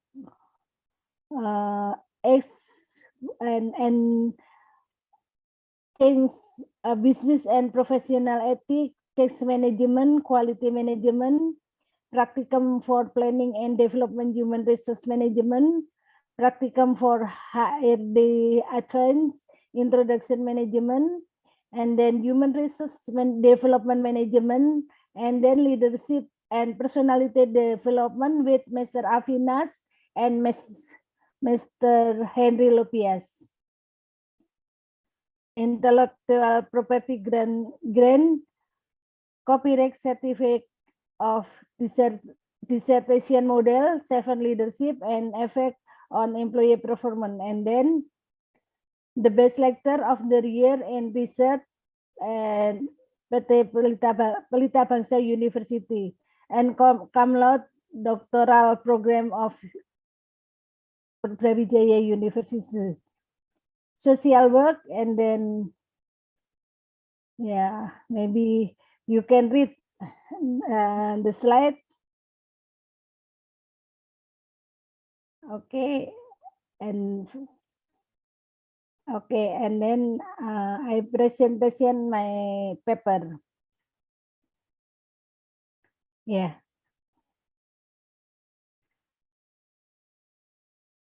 Leadership in post-COVID-19 evidence in Indonesia. My name Associate Professor Dr. Retno Purwanisyaningrum, SAMM, Pelita Bangsa University. Are you ready? Why is this material important? The arrival of COVID-19 has created unprecedented challenge for the world. In Indonesia, the coronavirus has infected for more than 1.3 million people since the first confirmed case in March 2020. The coronavirus disease 2019 COVID-19 is expected to affect millions of people all over the world. The economic impact is expected to be large and can lead to a global recession. Millions of people will be passed into poverty. Since WHO declared COVID-19 to be a world pandemic outbreak, and many affected countries have begun to experience a leadership crisis in response to the attacks. Observing the trend of the spread of the pandemic that is so fast has made all the leaders of the country move so quickly with various ways of solving this problem. This project reviews the potential for leadership and human resource management in response to the emergency of the COVID-19 pandemic. In any emergency in a country, the role of a leader with the ability and seriousness of human resource management is believed to be very important. Yeah, the drawing when entering our store, please stay 6 feet apart. And then the main test of a country, nation, business world, government, public sector, organization or organization units, and even individual is to achieve better condition than before and so on. Better performance, better condition, and better life. And then this important of make change in making change, innovation, high performance organization, OBT or high performance organization. Managing change in this post-globalization and COVID-19 pandemic is a special leadership skill, namely adaptive leadership. And then not comfortable, changing is natural process, difficult to change, focusing on goal, assessing objective, and experience principle, identifying gap, assessing culture. Changing alone is not enough, but it's marching quickly so as not to lose momentum and not be preceded by other organizations in taking advantage of opportunities. Good leaders stay in tune with people's emotion and continue to invest in their team. When you cut budgets and mix things, focus on followers and the effect their leadership style has on subordinates, which can be measured by indicator of trust, admiration, loyalty, and respect to the leaders. Do your indicators show that you are someone with good leadership? Number one, creative competence for leader. Encourage the preservation of new ideas, challenge others, encourage a broadening of knowledge and skill, and manage surrounding to stimulate creative. And then Klaus Schwab, founder and executive chairman World Economic Forum, and the new word it is not the big fish, which is the small fish, is the fast fish, which is the slow fish. Adaptive leader. Why adaptive leader? It is not the strongest that can live long, but the most adaptive, namely those who always adapt to various changes. What is adaptive organization? Number one, individual and work units within the organization can work together easily and effectively. Number two, individuals and work unit can work together easily with external parties of the organization, such as the community, others organization, expert, and others. Number three, the ability of each unit and individual to innovate without fear of being wrong.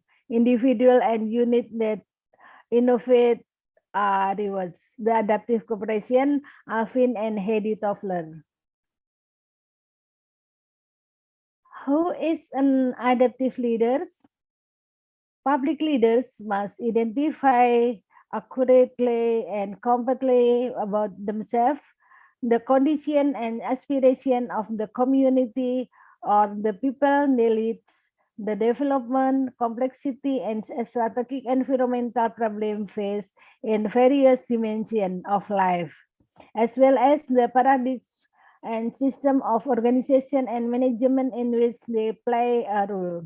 In a very fast changing era where all aspects that affect the development of the organization have a very big influence. Adaptive leader model, stability.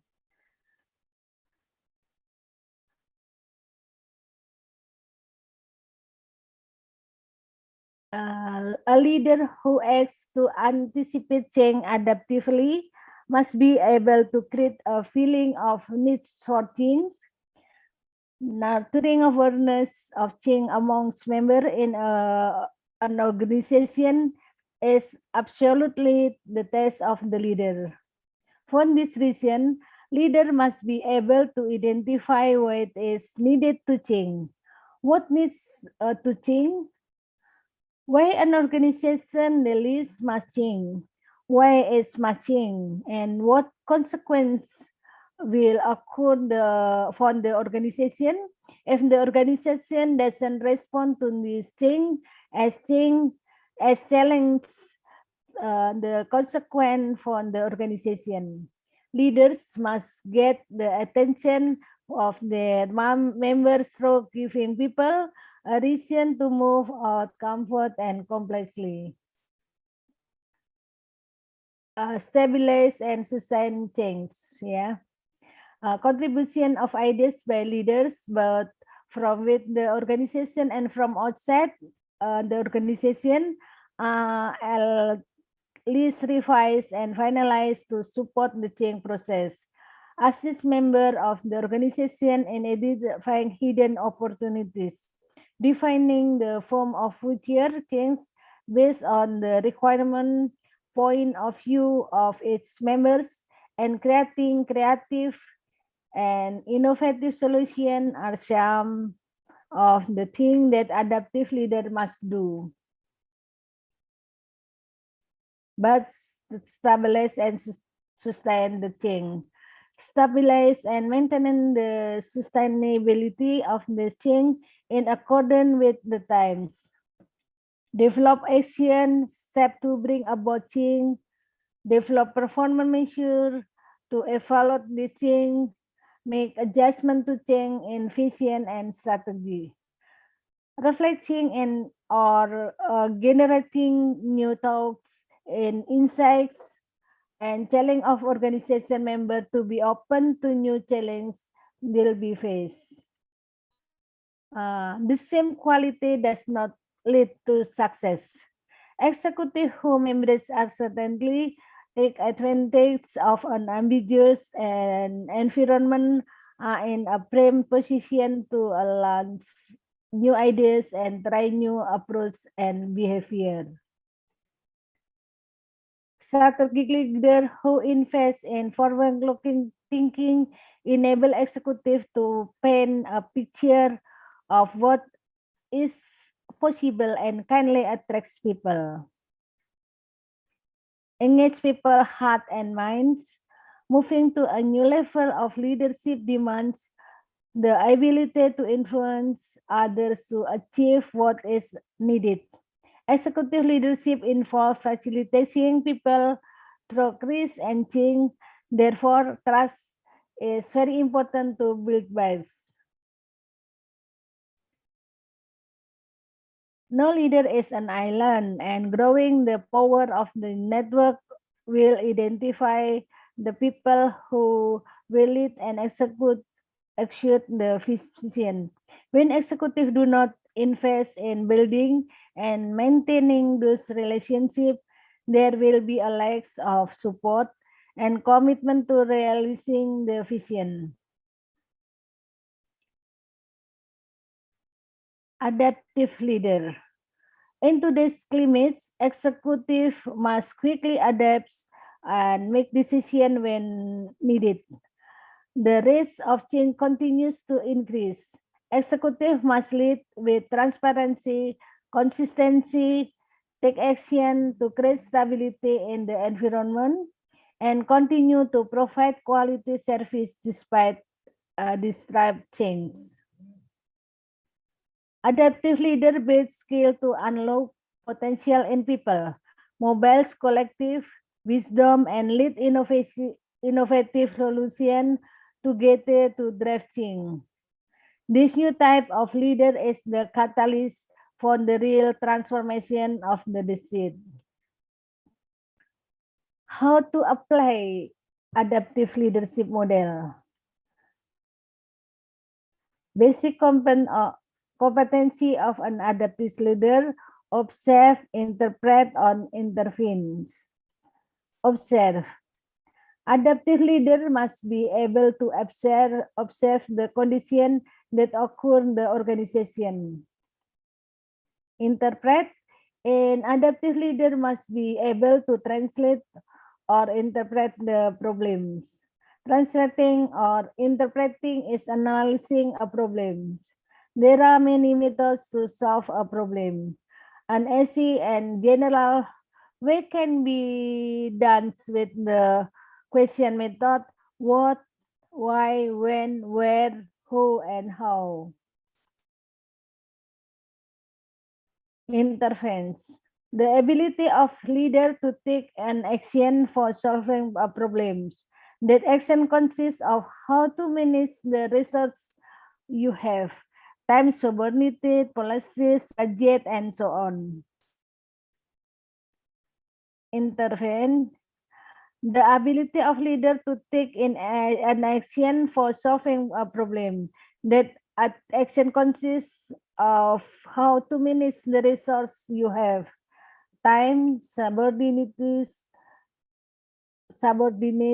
policies, budget, and so on.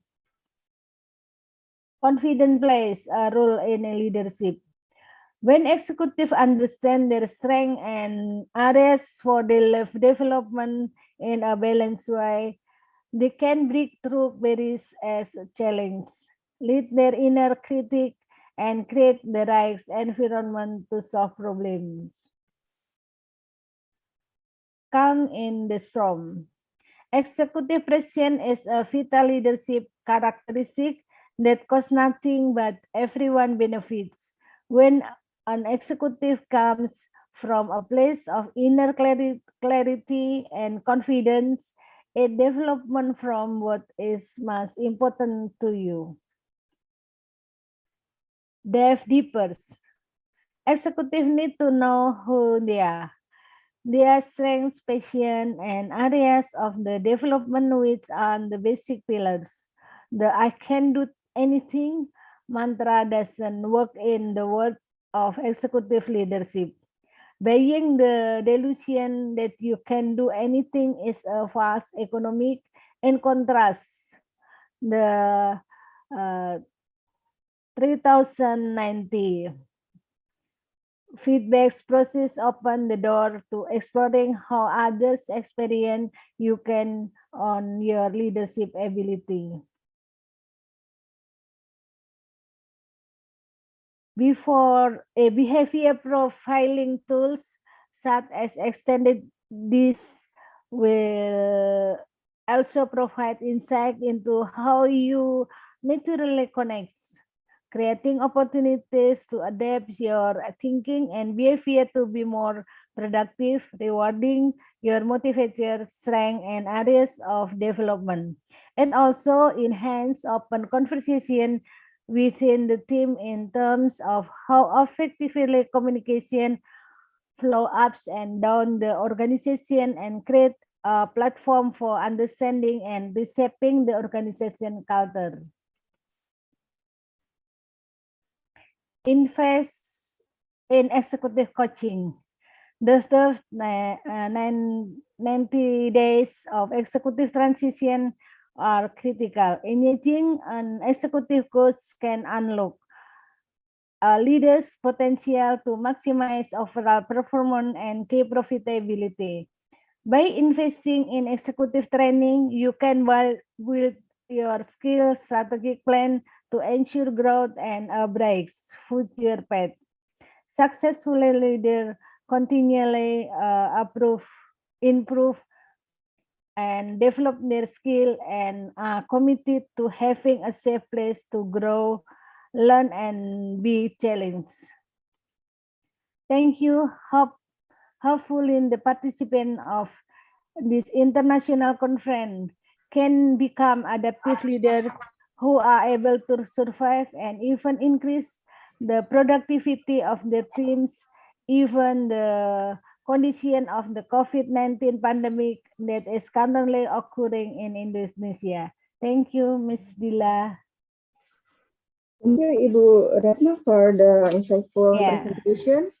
I think this is one of the new challenging for the leaders, for our leaders around the world to face this situation problem, because uncertainty situation can be held in any situation and in any sectors in this world. Okay, next we will go to the next presenters. Associate Professor Dr. Avinash Pawar from Pune University, India. Welcome back, my brother, Dr. Hey, hi, hello. Afi. Okay. Dr. Afi will present about impact of COVID-19 on businesses, the implication for future of business in India. Okay, you can present till 11 because we also while waiting for Rudy from Netherlands. Okay, thank you. Take your time, Afi. Yes, thanks a lot. And I thank all of you for inviting me for this conference. I feel honored to be a part of this wonderful conference. I would express my sincere thanks to Mr. Henry and Ms. Dila for inviting me as a part of this wonderful conference. I express my gratitude to all the keynote speakers, Professor Engon, Professor Teddy, Dr. Mimianti, Dr. Retno, and Dr. Rudy. I also congratulate all the participants of the conference, for taking initiative to be a part of this conference. So guys, thank you very much. I'll start my presentation.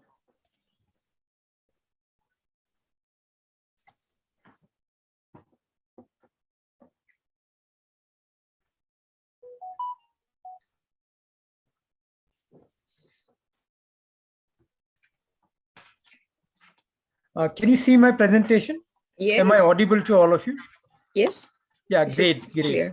So once again, I welcome all of you for this International Conference on Innovation in Social Sciences, Education and Engineering.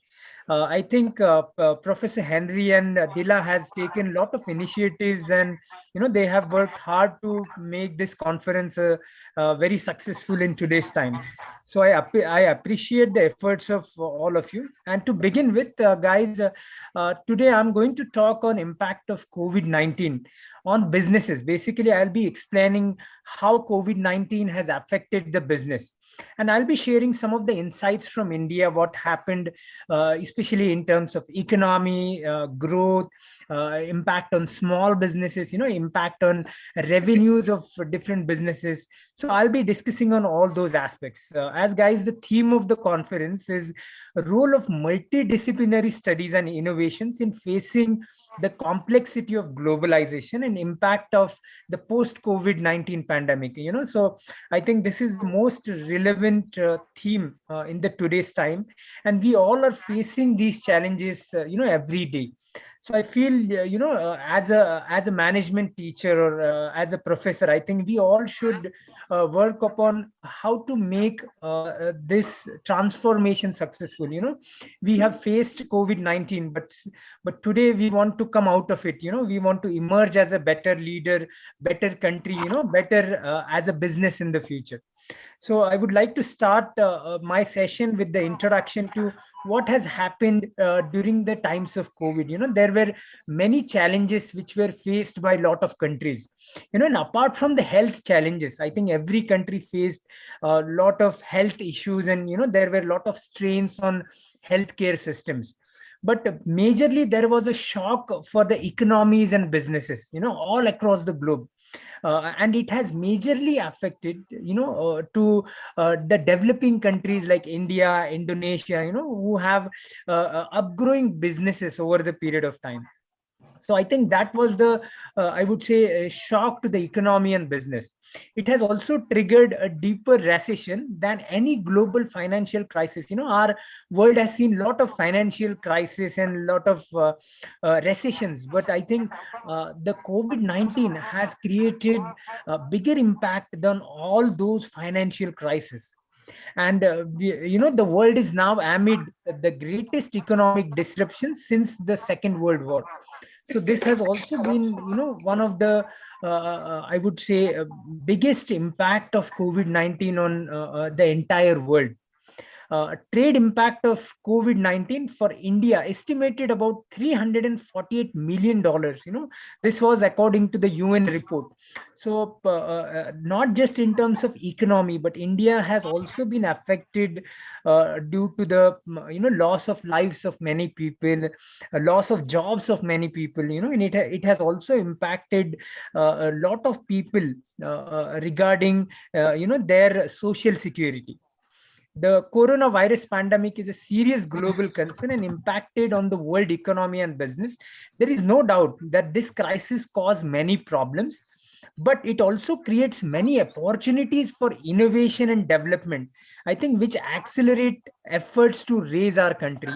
So guys, yes, we all have the challenges of COVID-19, but still I feel that there are many ways to overcome those challenges. There are a lot of new innovations which are coming up. There are a lot of new opportunities for development. Like for example, we used to have physical conferences, or we used to have classes, but today we have online classes, e-conferences. So a lot of I would say models are changing, and a lot of new innovations are coming up. So I think this was the basic foundation for the COVID-19 and its impact. So now coming back to what has affected in the Indian context. In India, up to 53% of businesses have specified certain amount of impact of shutdown caused due to COVID-19. This was as per the survey of FICCI. So around 53% businesses have, impacted in terms of their operation. I think this is a very big number for a country like India. the unemployment rate had increased nearly 19% within a month. Then it has reached around 26%, which is again a huge, I would say, unemployment in India. It has never crossed more than 7%, and today it's around 26%, which comes around 140 million job lost during the pandemic. More than 45% of households across the nation, they have reported income drop. So I think around 50% of the families have lesser income than what they were doing earlier. Various businesses such as hotels and airlines cut salaries and laid off the employees. So not just, I think, the hospitality industry, but the impact has been observed in many industries like retail, manufacturing, telecom. Every sector in India has got the impact in terms of revenue, and that has led to reduction of salaries of the employee. Moreover, friends, the only sector which has grown even during the COVID pandemic was IT industry in India, because they were dealing with lot of projects from a lot of offshore companies. So that sector was has done good during the pandemic, but other sectors were affected due to COVID situation. Revenue of transport companies such as Ola Cabs went down around 95%, which has also resulted around 1,400 layoffs. Then some of the organizations like CII, ASSOHAM, and FAITH, they have estimated that huge chunk of workforce involved with tourism in country faces unemployment. So majority of the service industry has been affected, and one of the prime, I would say, target of the impact was tourism industry, which were involved in operating hotels, taxi services, all restaurants and food services. So all those services were majorly affected due to COVID situation. According to the report of KPMG, Indian startup has fallen over 50% in quartile 1 of 2020. So I think all those new businesses which were started in 2019 and 2020, all of them were majority of them were affected due to COVID-19 situation. And I think most of them were asked for help to the government for sustaining their business activities. India's export in April 2020 fell by minus 36.65% year on year, while imports in April 2020 fell by minus 47%, which was, I think, a bigger difference for a country like India, because India is exporting a lot of goods to other countries. Starting from agricultural products, even some of the FMCG products. It also includes a lot of grains and vegetables to country like Pakistan, Bangladesh, United Arab Emirates. So all those exports were fallen down due to the COVID-19 situation. So this has been, I would say, impact of COVID-19 on business related activities. Now moving to the economic side, there was an economic hit in 2020. And out of all the G20 countries, India's economy was the worst hit in quartile 2, followed by UK, Spain, and Mexico. So in the graph, you can see the impact on the GDP of the economy. And you will find India has been minus 25.6, which is the largest impact on the Indian economy. I think that has led, many other aspects like the national lockdown has impacted the business, which has also affected the working schedules and the industrial operating structures that reduce the production and supply of the products. Demands from the market were reduced, disruption in supply chains and all other activities, health and safety fears in the minds of the employee. That created that has led to reduce the production and output, and trade wars and barriers. I think these are the few reasons which has also contributed for the decline of the GDP. But apart from this, I think in spite of having such a big impact on the economy, India still has survived to excel in some sectors of the economy. I think in the future, it will get a lot of benefits for even for other sectors of the Indian economy. And now let us look at how the business fallout happened, over the past 2 years. What was the impact on the business related activities? So worldwide disruption across every aspects of life. I think we have seen, I think all of us have witnessed all those disruptions in every aspect of our life. Worldwide disruption in manufacturing, services, and logistics. I think manufacturing sector was the most hit sector in India, because majority of the small businesses were manufacturing, and they have been impacted due to COVID-19 situation. A worldwide recession in the economy. Countries are increasingly likely to adopt more and more protectionist measures. Now many countries have, many companies have started working from home practices. They have initiated, some form of, working mechanism, maybe half day working or probably 3 hours working. But that is again as an approach of protection. And if it continues for a longer period of time, I think the productivity will get hampered in the future. So this has to be covered to be as early as possible. I think to deal with that, the government of India has started the COVID vaccination at a very fast pace. I think in the last couple of months, India was the first country to vaccinate largest number of people.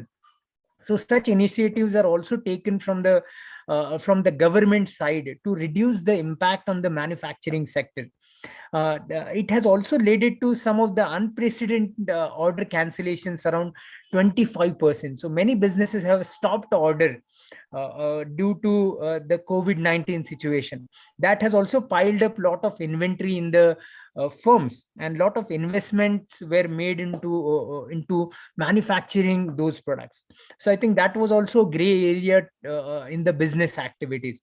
Cancellation around 50% in certain sectors, like for example, automobile sector, where majority of the people who have booked the car before the pandemic, they have cancelled their orders. So that was around 50% in a sector like automobile. So which has also affected the business cycle of the manufacturers. And funds being locked up owing to non-payment of dues by large buyers in US, Europe, and West Asia, because many outsourcing business comes to India from United States and Europe, and some of the Asian countries. So due to the non-payment of the outsourcing work, I think the companies were impacted and they were unable to perform their business operations. So let's look at the sectoral impact. How was the impact on different sectors, and how it has been postponed in different forms. So if you look at mining and mining sector, we could see in 3 quarters we could see a negative impact. Similarly, in electricity, gas supply, and other sectors, there has been the negative impact in the first quarter, but in second and third quarter it has increased. So there has been some growth in electricity and gas supply services. Similarly, construction sector was also showing the negative impact in first 2 quarters, but in October to December, I think it has grown up to some extent. And coming back to manufacturing sector, which was biggest hit in the first and second sector, and I'm sure it will take some time to take this sector to a particular level. Now coming back to the service sector of Indian economy, there has been biggest hit to the trade, hotel, transport, and storage communication services, so which was around minus 47%. Then community, social, and personal services had around minus 10% of the impact, and financial services around minus 5% of the impact. So if you look at all those service related sectors, you will find negative impact. And now recently in the quartile 4, I think the financial services sector has picking up. a lot of banking and real estate activities are picking up. So it shows that in future these industries will flourish in future, like banking industry, insurance industry, financial services, and even information technology industry. So this sectoral impact shows us how the sectors are going to be developed in the future. And I think that will give a great insights for Indian businesses to take some of the policy initiatives and to take care of to design right strategies for the future. Now let us move to the industrial effect. How after sectors, how the industry has impacted. What was the initial I would say effects on the industries and different operating and depending sectors.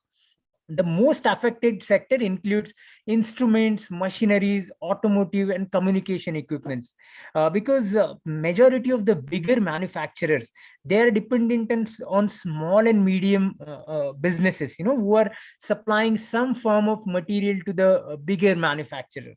So if the industry itself or a bigger organization is impacted, it has also impacted the smaller businesses, who are supplying different equipments or machineries to bigger businesses.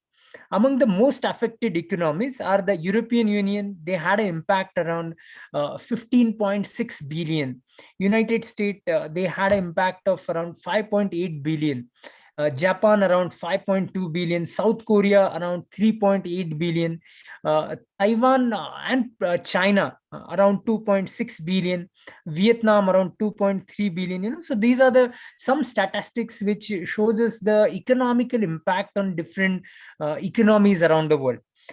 Coming back to India, India is among the 15 most affected economies due to COVID epidemic and slowdown in production in China. So because a lot of Indian businesses were also importing some of the components from China, and many of the electronic and home appliances industry were dependent on the Chinese supply chain, and the components, which has drastically affected all the businesses in that sector in India. The trade impact for India is less as compared to other economies such as European Union, US, Japan, and South Korea.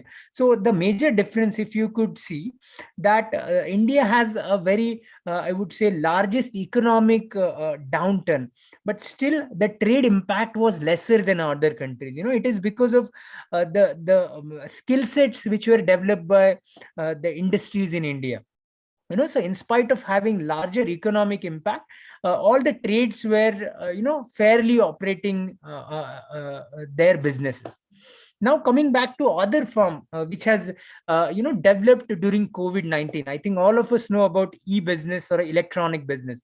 But due to the COVID-19 situation, I think many people have adopted e-business as a mode of doing business. A lot of brick and mortar stores have started, doing businesses in an online form. And in India, I think many businesses have initiated on a digital mode in the COVID-19 situation. Furthermore, the pandemic has accentuated the trends towards adoption of social media and increasing the sale through e-commerce website. So this has led to the shift in consumption habits that have been observed, driven by the need for essential items. So even for buying groceries, now people go for online buying or ordering from a website. That is more convenient for the customer today. On the other side, e-payments, or I would say e-wallets, have experienced fast growth, but cash on delivery remains prominent. So the mode of payments have also been upgrading in the last 1 year. Pandemic has been an opportunity for many digital driven business models. So nowadays, in the today's time, I think every Indian business is looking for going online. Every business has started building their websites and approaching the customer through online mode. So this has been one of the prominent change in the business model in India. The pandemic has reinforced pre-existing bottlenecks in electronic commerce ecosystem. that countries need to address to benefit the e-commerce development by enriching their e-trade readiness. The COVID-19 served as an accelerator for greater public-private cooperation. So guys, COVID-19 has forced the industries in India to merge together, to come together. So a lot of public-private partnership has been observed in many sectors, starting from telecom and retail, which were majorly have seen a lot of mergers and acquisitions. So moving on to the next aspect, which is the business measures which were adopted by businesses in India. So I have just noted some of the measures and their frequencies with respect to the businesses. So development of national e-commerce strategy, which has been, the major, I would say, prominent measure taken by businesses. More advertisement available for e-commerce. So as I said, a lot of businesses have started going online for doing their business activities.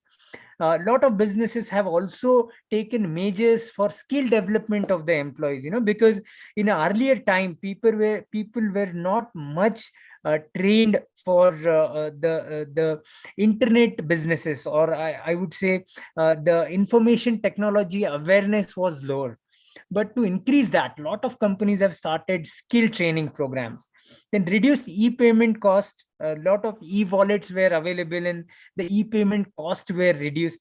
Financial incentives and liquidity support was been one of the major, I would say, taken by the businesses.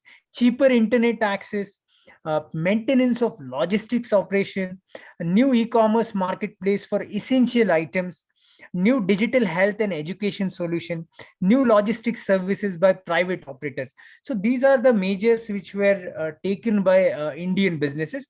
But the major two, I think the first two are e-commerce strategy and advertisement through e-commerce. I think these two steps were prominently taken by around 70 to 80% of the businesses in India. And I think it will see further in the future as well. Some of the insights for businesses like world trade would take a massive beating, especially in non-essential goods and services. Unemployment is at peak and future is uncertain, forcing people to cut short their spending and changing their consumption pattern. Fear of uncertainty, again, people are not comfortable enough, for dealing with such situations, and they are not much aware about the future. Large scale shutdown and bankruptcies has witnessed, a lot of changes in the business world. And on the other side, even the stock market have seen a lot of changes in terms of share values, currency value, and oil prices for the economy. So these are a few insights, I think. But in spite of this, I think over the period of time, all these, I would say, negative impacts will be improving after a certain period of time. Moreover, taking the right steps by the government will help all these businesses to overcome all these challenges. I think the travel, entertainment, sport event, and hospitality was the sector who have affected around 90% of their original value.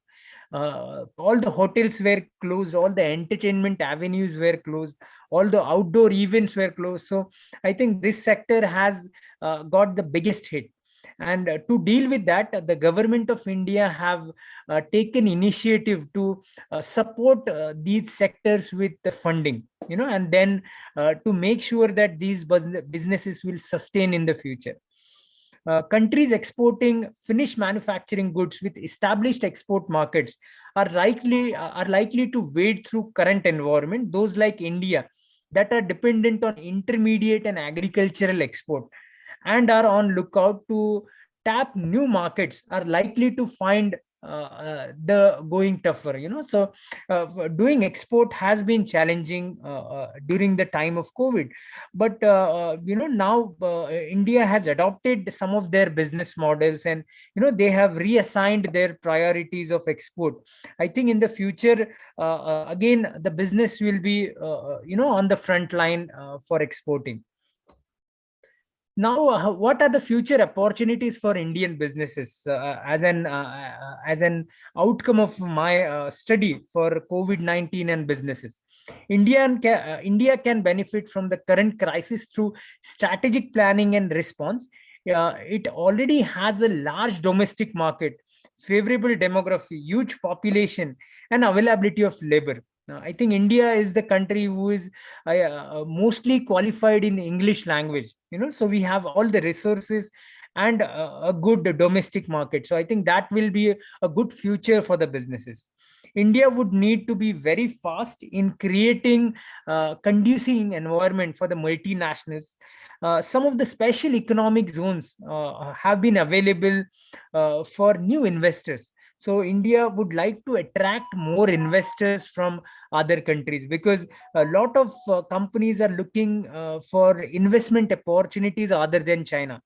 So recently, many of the companies who were doing businesses from China, they have shifted to India, and they have started their business operations in India. A lot of manufacturing companies have also shifted from China to India. So this, I think this needs more encouragement from the government, to allocate special economic zones for such companies, so that, we could attract more investment businesses which can generate more employment in the future. So some of the key challenges which are faced by different industries in India, like lack of raw material, productivity, insufficient staffing, limited orders, and then limited operations due to transport restriction. These are the few challenges which are faced by various industries. And financial actions being planned by businesses in India, like implementation cost containment activities were around 37.6%, deferring or cancelling planned investments were around 28%, modifying financial plans around 25%, and changing merger and acquisition strategy was around 3.4%. So this has been a financial, I would say, changes which have happened due to the COVID-19 situation.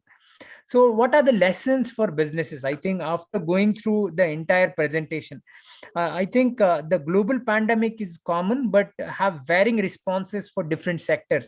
So I think every sector needs appropriate strategy for strategy and model for doing the business.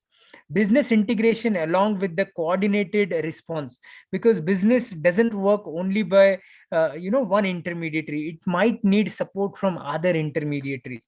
So business integration with other intermediaries is very essential for running the business in the future. New opportunities in trade and planning required.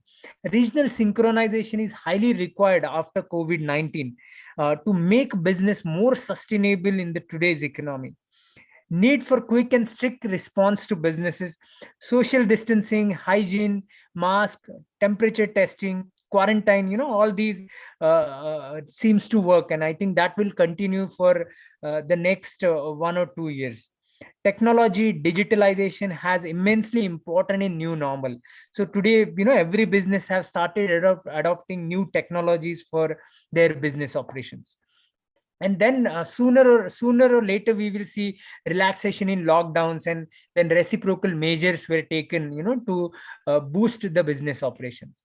So coming back to the outcome of my study, I think the 5 key nations in Southeast Asia, which can come together and form a larger regional trade alliance, to encounter the current COVID-19 situation, to move towards regional self-sufficiency. I think India, Bangladesh, Vietnam, Indonesia, and Thailand, on principles of mutual respect, sensitivity, equality, and brotherhood, can create a transparent, fabulous network supporting all the regional requirements among them, from the production to services sector.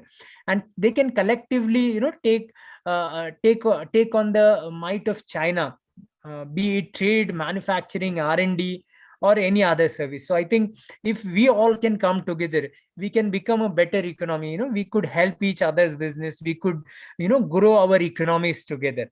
So need of bold reforms across the all value chains, starting with approval, clearances, labor reforms to attract investment, and emerging India as an alternative manufacturing base is needed for the today's economy. So I think, guys, thank you very much, Terima kasih for listening my session. If you have any questions, you can note down my WhatsApp number and email ID. So once again, thank you very much. Thank you for your listening. Thanks a lot. Okay, thank you, Dr. Arvinas Pawar, for your very valuable presentation. And it is so interesting that one of the biggest sector that getting impact of the COVID-19 is business or economics. I think it is also happen not just in India, but in Indonesia and around the world.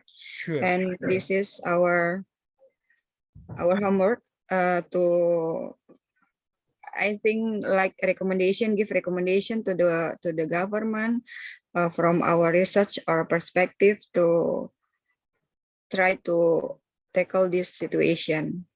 Thank you, Mr. Afi. And now we are going to the last keynote speakers. Dr. Rudy Trinus from Radboud University Nijmegen, the Netherlands. Welcome back, Rudy. How are you? What time is it there in Netherlands? For me, it's 6 o'clock in the morning, so it's all right. I'm sorry. I have to ask you to wake up earlier than before.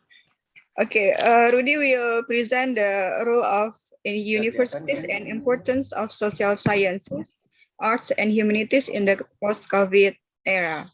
I think we will develop this topic deeply. And Mr. Henry, you want to say to Rudy?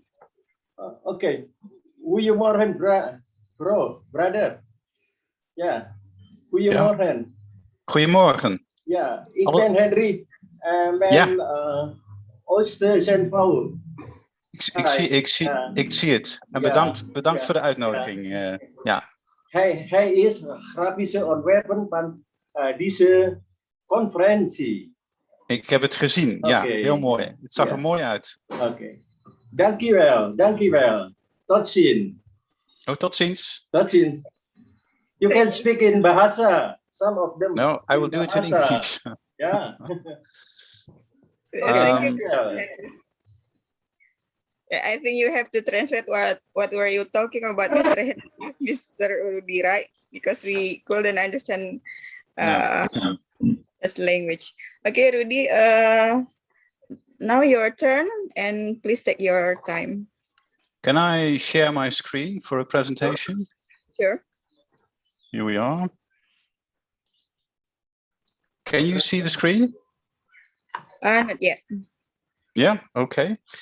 Well, I'm going to talk about the importance of social sciences, arts and humanities research at universities and elsewhere in the post-COVID area. Now, of course, we are still not there in the post-COVID area. I'm aware that there are over 10,000 casualties in Indonesia, 2.3 million cases at the moment, despite the lockdown starting from the 1st of July. And also in Europe, it's still very, very bad. And cases are rising even in the United States, but also in the Netherlands. So we're still not in the post-COVID area. So I feel a bit awkward to talk about this. But I hope soon most of us will be fully vaccinated and the crisis will more or less be over, or we learn to live with the virus. Nevertheless, I'm going to talk about the social science and humanities research in the post-COVID area. Now, this is a quote from Pickersgill and Smith of the Journal of Global Health. And as you can see, she talks about that the COVID-19 has devastated communities around the world and profoundly changed the ways in which we live and work. The pandemic has also created opportunities for us to build back better once the immediate threats recede. So whilst medical science, of course, has been at the center of the response to the virus itself, the social sciences, arts and humanities have a powerful role to play in our recovery from it. In this slide, there's a quote from a researcher from the London School of Economics last year, where she says that there's no point devising lockdowns, for instance, if nobody follows that, or there's little value in developing a vaccine if nobody will take it. So expert advice and insight from social sciences, precisely concerned with the nature of societies and the workings of social, cultural, and economic processes, have too often been underutilized by policymakers tackling the pandemic. And the analysis and insights of SSH generates can and do underpin better evidence decisions and help guide and target insights from the natural sciences. To give these two examples, there's no point devising lockdowns that nobody will follow, and work by social scientists on the effective, acceptable delivery of mass vaccination program is highly relevant. These are the contents of my presentation. I will provide some insights from past work on related issues in the social and behavioral sciences that may help public health officials mitigate the impact of the current pandemic. Specifically, I will discuss research on threat perception, social context, science communication, aligning individual and collective interest, leadership, and stress and coping in the pandemic. The COVID-19 is a serious disease, as we all know, and leaves few people untouched around the world. So, of course, expertise from biomedicine and public health is needed. However, the broader effects of COVID-19 also needs more sustained attention. The virus permeates society and culture, undermining diverse aspects of well-being beyond a purely biomedical understanding of health, such as educational, religious, and cultural activities, and it has many personal and political ramifications. The importance of SSH or SSH and inter and transdisciplinarity. Now, we all know that societies are formed through the interactions between histories, laws, traditions, and social relationships at different levels. And deep understandings of these and the complexity of their effects on economics, communities, and individuals are absolutely vital to informing the design, development, and rollout of policy, regulatory and technical interventions into societies afflicted by and eventually recovering from the coronavirus. It is these understandings that must be brought to bear on the current crisis through an enhanced role for the humanities and social sciences as societies around the world seek to mitigate the worst aspects of COVID-19 and move towards recovery. The core principles of SSH research would be that humanities matter. Humanities research plays an indispensable role in society's development and well-being by promoting the values of intellectual curiosity, innovation, critical thinking, and tolerance. And interdisciplinarity works. Collaboration across academic disciplines creates new, valuable knowledge that extends the insights of individual disciplines. And third bullet, Sorry, would you want to share your PowerPoint because it hasn't opened yet? You can't see it? Yeah, I'm sorry to disturb you. It doesn't move. Ah, I see. I'm sorry to disturbing. Can you see the? Is there another sheet now? No, not. Can you see? No, not yet. With me, it moves. So I will. So I will try to unshare my screen and then perhaps like this. Share. Can you see a different sheet now? Yeah. Yeah. Yeah. Yes, okay. yes. At least I'm sorry to disturb your. No, that's all right. It's fine. Can you see the next sheet now? Yes. Oh, okay. So now it's all right. Oh, it's good that you pointed this out. Thank you, Novita. So the third bullet is about transdisciplinarity, building relationships among a wide range of societal stakeholders, and it builds bridges. So humanities research plays a vital role in building relationships among a wide range of societal stakeholders, including academics, communities, civic organizations, industries, museums, memory sites, and creative practitioners and policymakers. In the next slide, that's taken from Van Havel in Nature and Human Behavior in 2020, you can see that the social and behavioral sciences can provide valuable insights for managing the pandemic and its impacts. And this figure indicates the topics that are broadly relevant to numerous stages of the current pandemic to help policymakers, leaders, and the public better understand how to manage threats. I will discuss the areas mentioned in this figure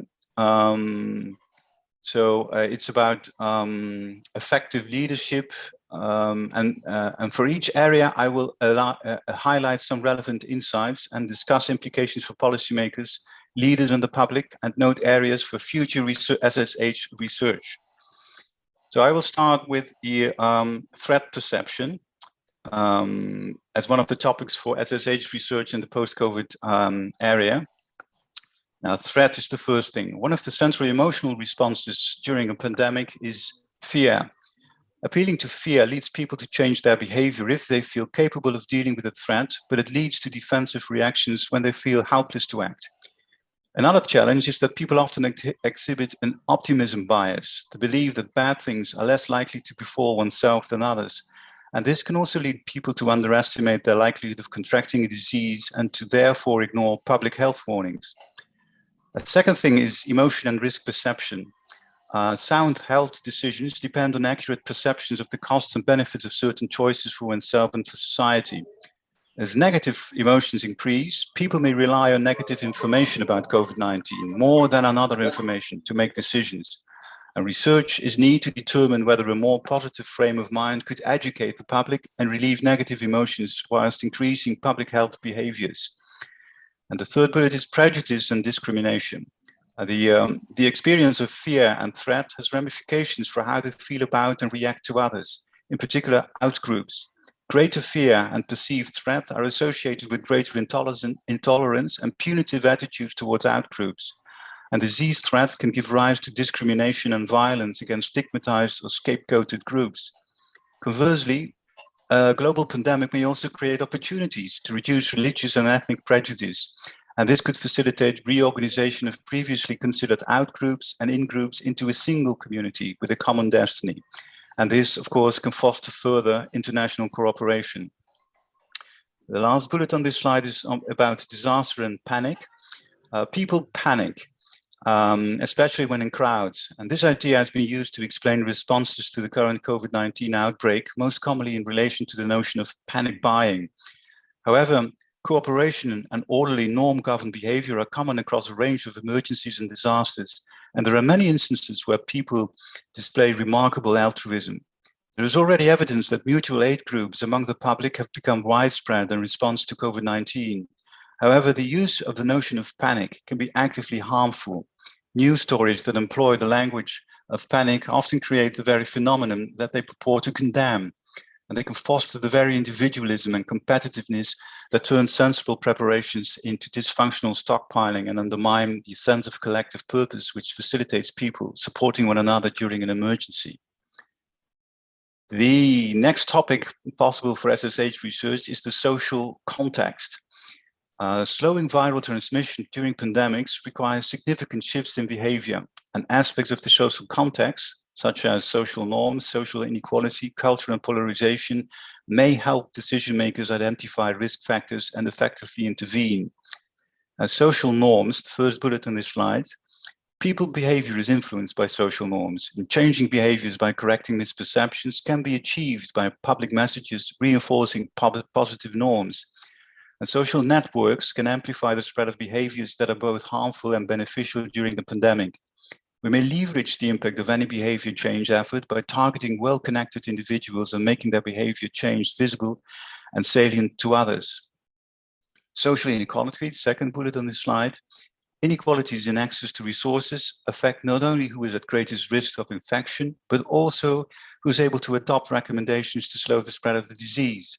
So the economically disadvantaged will be most likely to be exposed to the hazard and most susceptible to harm from it, and most likely to experience negative outcomes from it. So issues of economic disadvantage intersect with issues of race and ethnicity. And economic position and racial inequality are also associated with levels of trust in social institutions, including the healthcare system itself. Members of these communities may be more likely to be wary about the public health information they receive and less willing to adopt recommended safety measures, and potentially more susceptible to fake news. And this suggests the need for more targeted public health information and research on that. The third bullet on this slide is about culture. A sense of the self as independent versus interdependent with others is a dimension of cultural variation. And the priority given to obligations and duties in Asian societies may motivate individuals to remain committed to social norms while suppressing personal desires. And this is a reason why interpersonal transmission of the virus could be more likely in independent cultures than in interdependent cultures. And independent cultures, of course, occur more often in Western Europe, where I live. Another related dimension of cultural variance is the society's tightness or looseness. And cultures accustomed to prioritizing freedom over security may also have more difficulties coordinating in the face of a pandemic, as we do in Western Europe.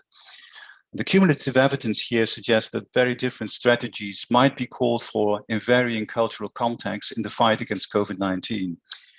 The last bullet on this slide is on political polarization. One cultural barrier for coordinated action within countries is political polarization.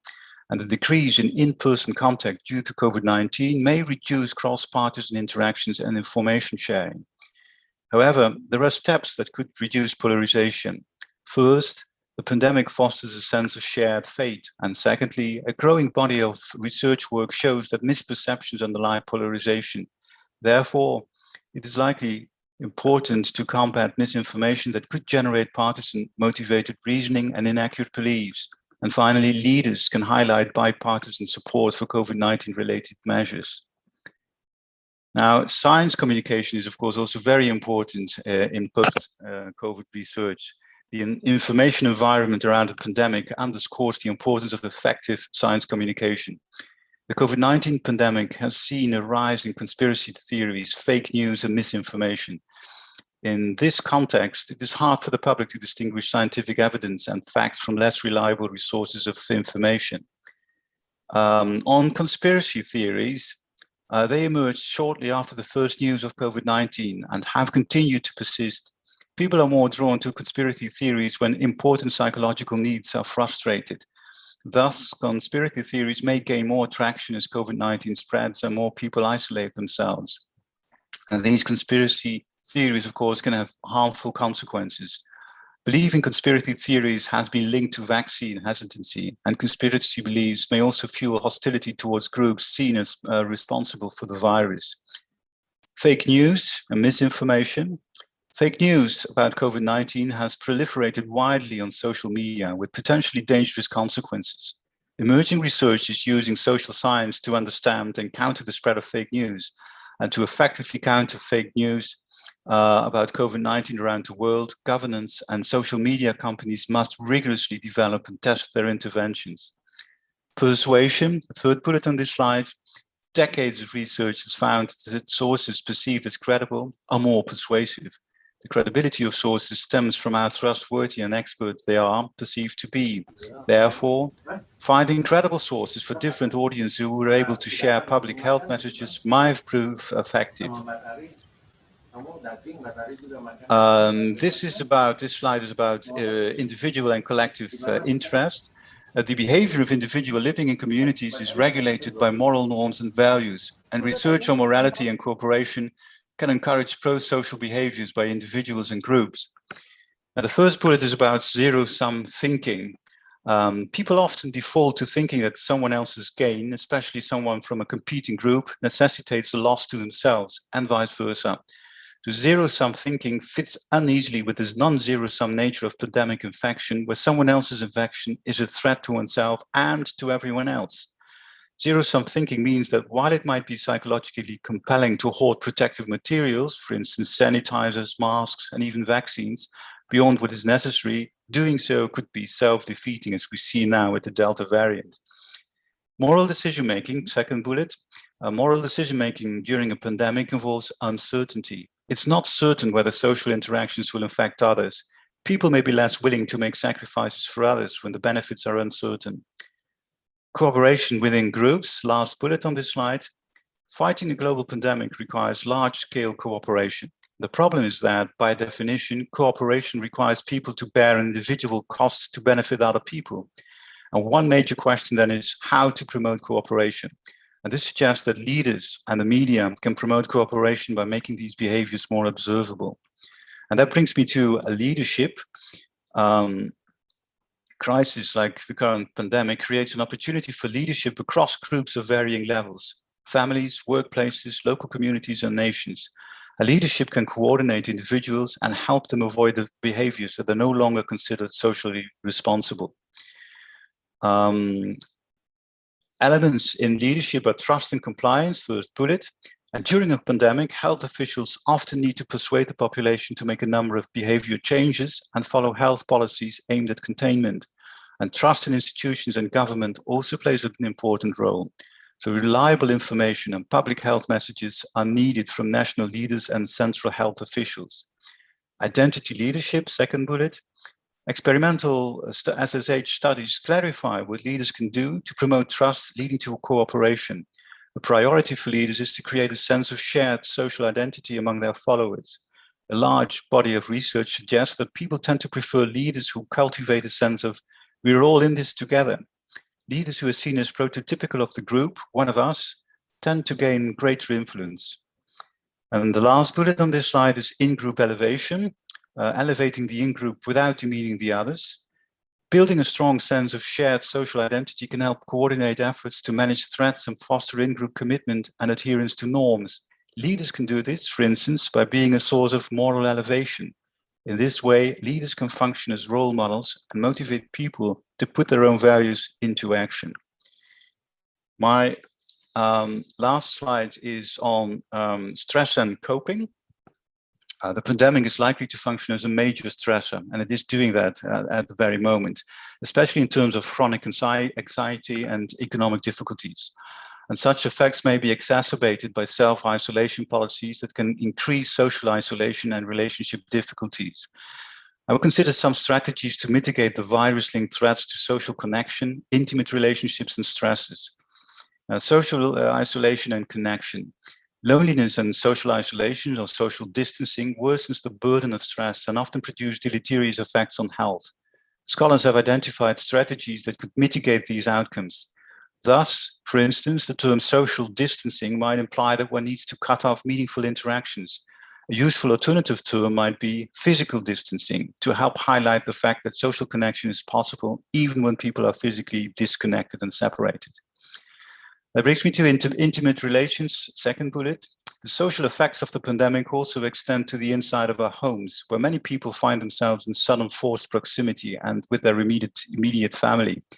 Indeed, some studies suggest that forced proximity is a risk factor for aggression and domestic violence.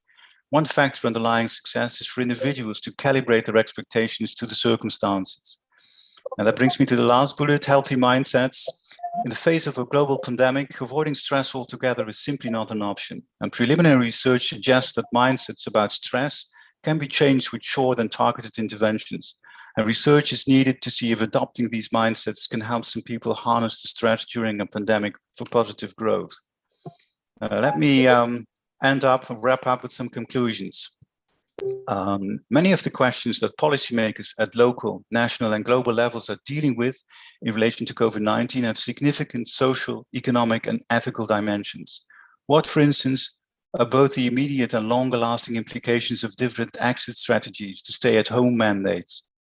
How can individuals, communities, and infrastructures best recover from the pandemic and understand, anticipate, and adapt to the widespread changes to personal and professional lives that will result?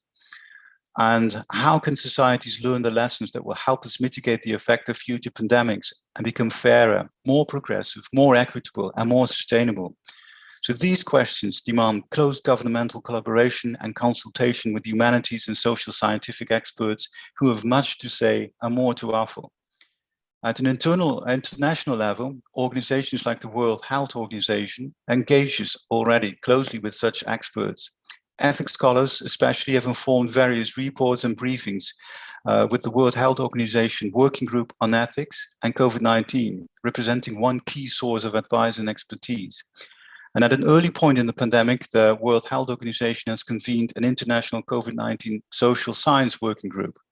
And similarly, a range of national governments, like in the Netherlands, have incorporated to a greater or lesser degree humanities and social science expertise within broader pandemic advisory committees. And with this, I will end my brief talk, and I thank you all for listening to my presentation. And if you have questions, of course, I'm perfectly willing to answer them. Thank you very much. Thank you, Rudy, for your presentation. I think there are so numerous research that conduct according to the COVID-19 situation these days, and it can be contribute to hopefully to cope with this situation for the next after COVID or post-COVID era. Ladies and gentlemen, now I will open for the question and answer session. There are several questions in the chat Zoom actually, but I will open for anyone who want to ask directly to the keynote speaker. Please mention your name and your affiliation or university, and then address the question to the certain speaker. Silakan Bapak Ibu yang ingin bertanya langsung kepada para narasumber, silakan disebutkan nama lengkap, kemudian universitas dan pertanyaannya langsung ditujukan kepada keynote speaker yang mana. Silakan. Selamat siang, selamat pagi Bu Dila, boleh tanya? Ya, Pak Iwan. Pak Eko, maaf. Yeah. Okay, so I'm Eko Riwayadi from Pelita Bangsa University. I just would like to ask a little bit from Dr. Rudy for the last presentation. It was very good. Dr. Rudy, can you just let's say give sort of a strategy because of this COVID-19 has really make people very stressful and under pressure, you see? A lot of lockdown in every country, and then how to manage this situation and when all this will be end. So maybe if you have any some sort of tips, you know, especially for the doing the business. So I just really want to hear from you. Thank you so much. Thank you, Pak Riwayadi, for your question. Yes, this is, of course, a very important question because, you know, anxiety and unhealthy mindsets are now rampant because of the health situation. And one of the things that social sciences research has discovered or has pointed out is that despite the threats to our health, keeping a healthy mindset, you know, trying to bear up and keep up good hopes and looking at the future and not being bogged down by the current you know, dire situation is very helpful also to business relations. If I look at the situation in Western Europe, which is of course very much better, I readily admit that, than in Southeast Asia or in Indonesia, it is that you know, we have had a couple of, you know, really tough lockdowns where business could not operate at all. Of course, they were supported by the general government, very much more so than in Southeast Asia. So there was a bit of money to pay salaries, so as to be able to keep your personnel. But there were also a lot of companies and businesses who just had to shut down and who went broke because of that. And you can now see that they you know, they're also fighting against the lockdown measures, just like all over the world. But I admire the, you know, the stamina that they have in keeping up, keeping going their business, however on the reduced level that is. They are doing that, and they are looking forward to when they can restart, and they are just, you know, being very flexible what they can do during the pandemic, rather than not do anything at all. And I think that varies from business to business. It's a case-by-case study. But I think, you know, keeping a positive mindset can really help some people harness the stress during a pandemic for positive growth. And we must look at a way to come out of this crisis better. Build back better is what they say in the UK. We can come back and we can do this better. That would be my answer. Thank you so much, Dr. Rudy. Agree with you that to keep our mind in positive way and looking forward. Really, only we can hope, because what I understand from across the globe from the news that don't know when also this pandemic will be end. But as a human being, wherever we are in the West and in the East, that we have have to connect one of and another. People have to be social. It cannot be like this all the time. Thank you so much, and really hope that all this will be end and will be back to the normal. Thank you, Mr. Rudy. Thank you. Thank you, Pak Eko. Thank you. Terima kasih, Bu Dila. Thank you. Terima kasih, Pak Eko. For the next question, please. You can address. Second question for. Okay. Henry. You want to address the question to whom? Mr. Henry. I want to ask a question for Mr. Rudy. Okay, Pak Zainuddin. Maybe Pak Zainuddin first, Mr. Henry. Okay, thank you very much for opportunity. Yeah. I want to ask about that this expansion as a street. Mention your affiliation. Zainuddin Tahyan from University Mandiri Bandung. Okay. Yeah. Thank you. Let's explain that street perception. There is a street. In this situation, that the street is from inside and external. Inside is from the people, and this is from employee. And then the other is emotion and risk perception and prejudices and discrimination, disaster and panic. I want to ask about the overcome this crisis to the people and believe that this is a real disease of COVID-19, and then to give overcome to the people how to be confident to the people to this crisis, Mr. Rudy. Thank you for my question. Okay. Do you understand what I'm saying? Yes, of course. Thank you, Pak Zainuddin, for the question. I think people panic, especially when they are in crowds and when a thing like the COVID crisis is going on. Many of their personal longings are frustrated, and then you start to panic. We've seen this at the beginning of the crisis in across Western Europe, where people started to buy toilet paper. How crazy can it get? People, and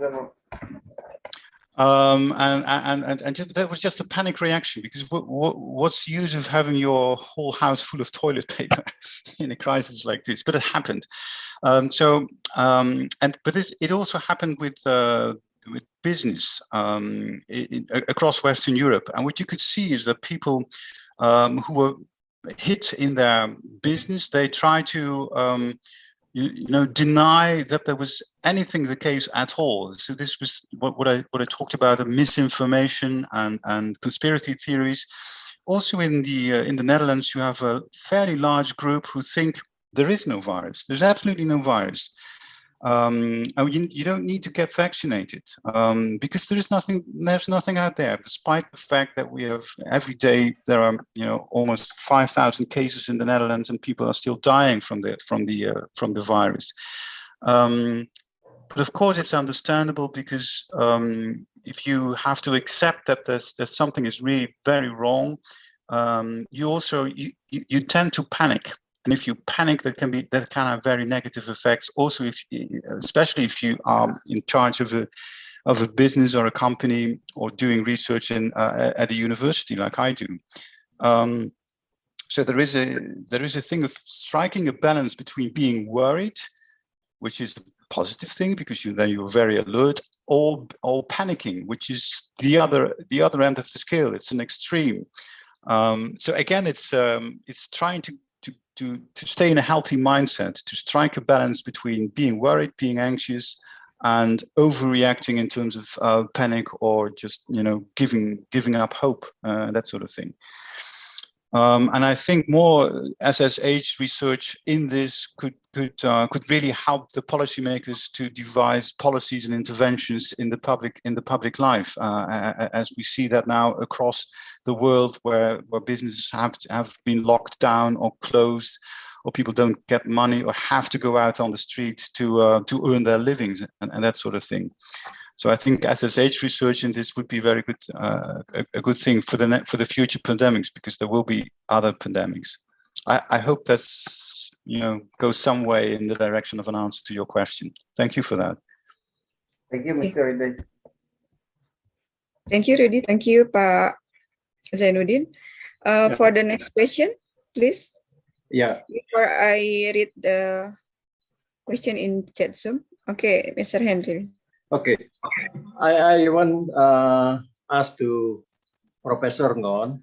I saw in your presentation media, there were student and lecturer working at a workshop or laboratorium. Do you have any special program for student to produce, to design devices or to against pandemic in your country? Okay, to Prof. Ngon. Yeah. You get the point from Mr. Henry. The connection is not so good. Can you speak again? Okay, Mr. Henry, can you repeat the question? One more? Yes, yes. Yeah. Prof. Ngon, I want to know, is there any special program for your student to design or to produce or to produce tool or devices for COVID pandemic? Yeah, most students design some tool for pandemic purposes or for the general purposes. Okay. Yeah, thank you for your question. So you know that we try to encourage our students in innovation. And before coming to one specific project, students need to look around the community, and they look to try to find the idea that the society needs. And after that, they develop the production like prototype. For example, in the COVID time, students understand that people need to use some equipment for antivirus, for example, things like that. And then they try to develop some special kit. And after getting prototype, we try to connect with industry to produce if possible, things like that. So we can say that's one specific program. And we also offer some other students from before the COVID. We also getting students from Thailand and Taiwan also. And after this time, if possible, we also prefer to getting students from Malaysia, from Indonesia, for example. Okay, thank you. Thank you, Prof. Ngon. Thank you, Mr. Henry. Anyone who want to address the question directly? Okay, please, Mr. Tatang, Pak Tatang, take your time.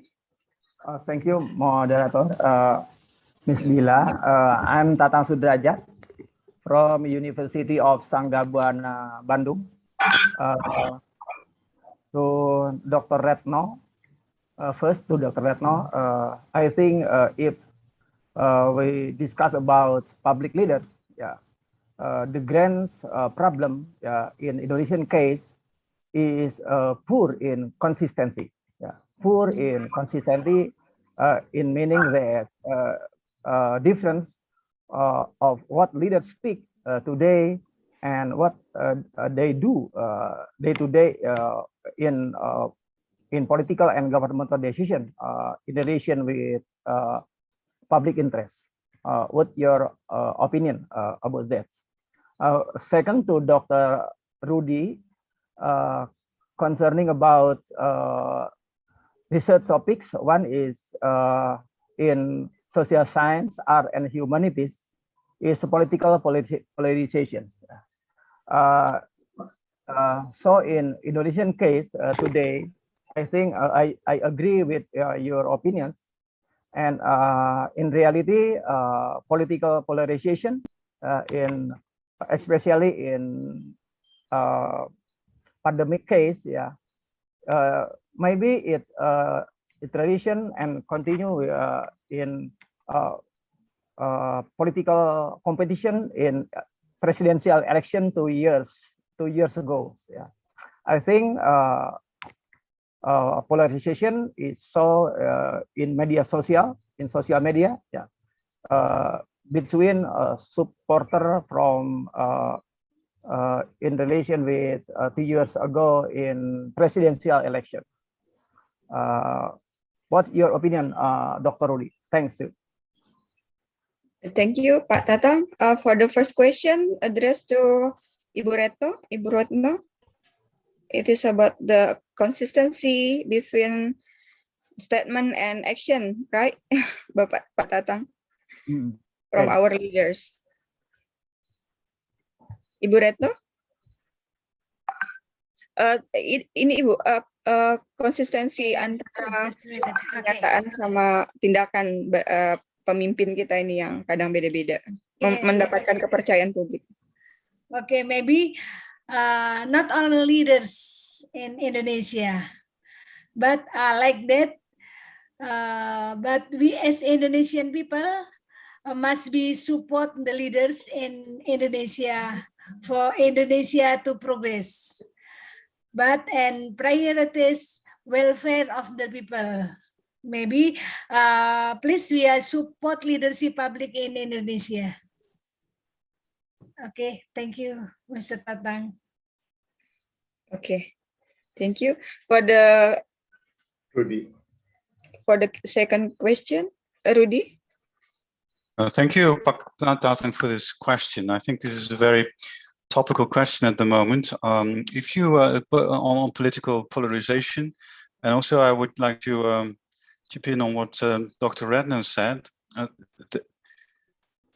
There is, if you look at the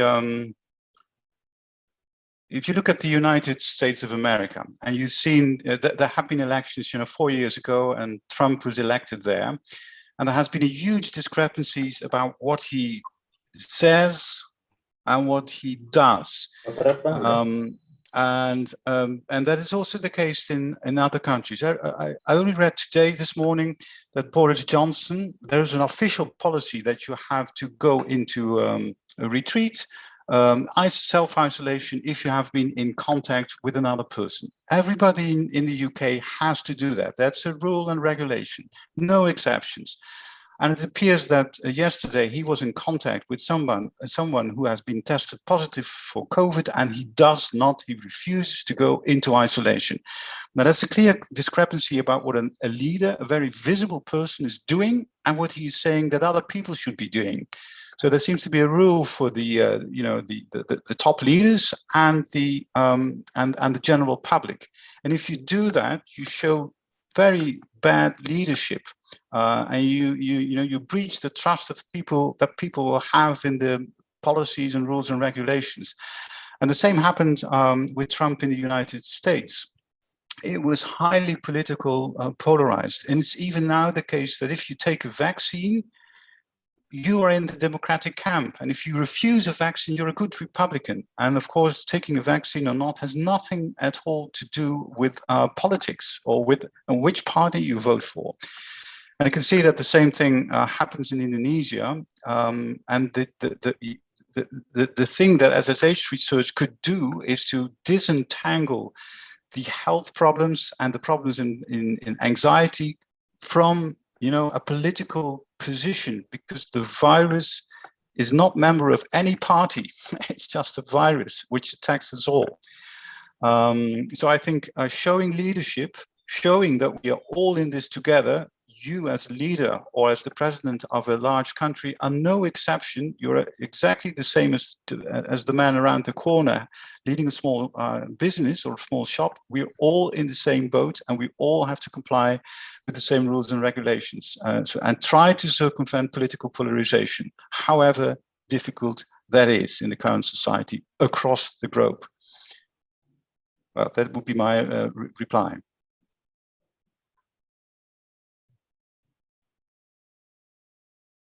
Thank you, Rudy. And now I want to read the question from chat Zoom. For the first question from me. No, you are not the first, Mr. Henry. There is someone else to address the question. I want to ask to Ibu Retno in Bahasa. Okay, but Yeah, I know. I want to. Yeah, other one. Okay, thank you. I want to read the question first from chat Zoom. This is from Ibu Yesi Christina Ventar. This question from Dr. Mimi, Miss Memianti. The new norms today that changed into online system actually cannot implement it to all places. For example, our place have limited internet connection. Even some places do not have internet connection. And it really influences educators here because they should adapt with new norms, but it is not supported by the technology to run the online system. Do you have any suggestion about that condition? Thank you. From Ibu Yesi to Dr. Mimi. Please, Dr. Mimi. Yeah, thank you, Ibu Dila, Ibu Yesi.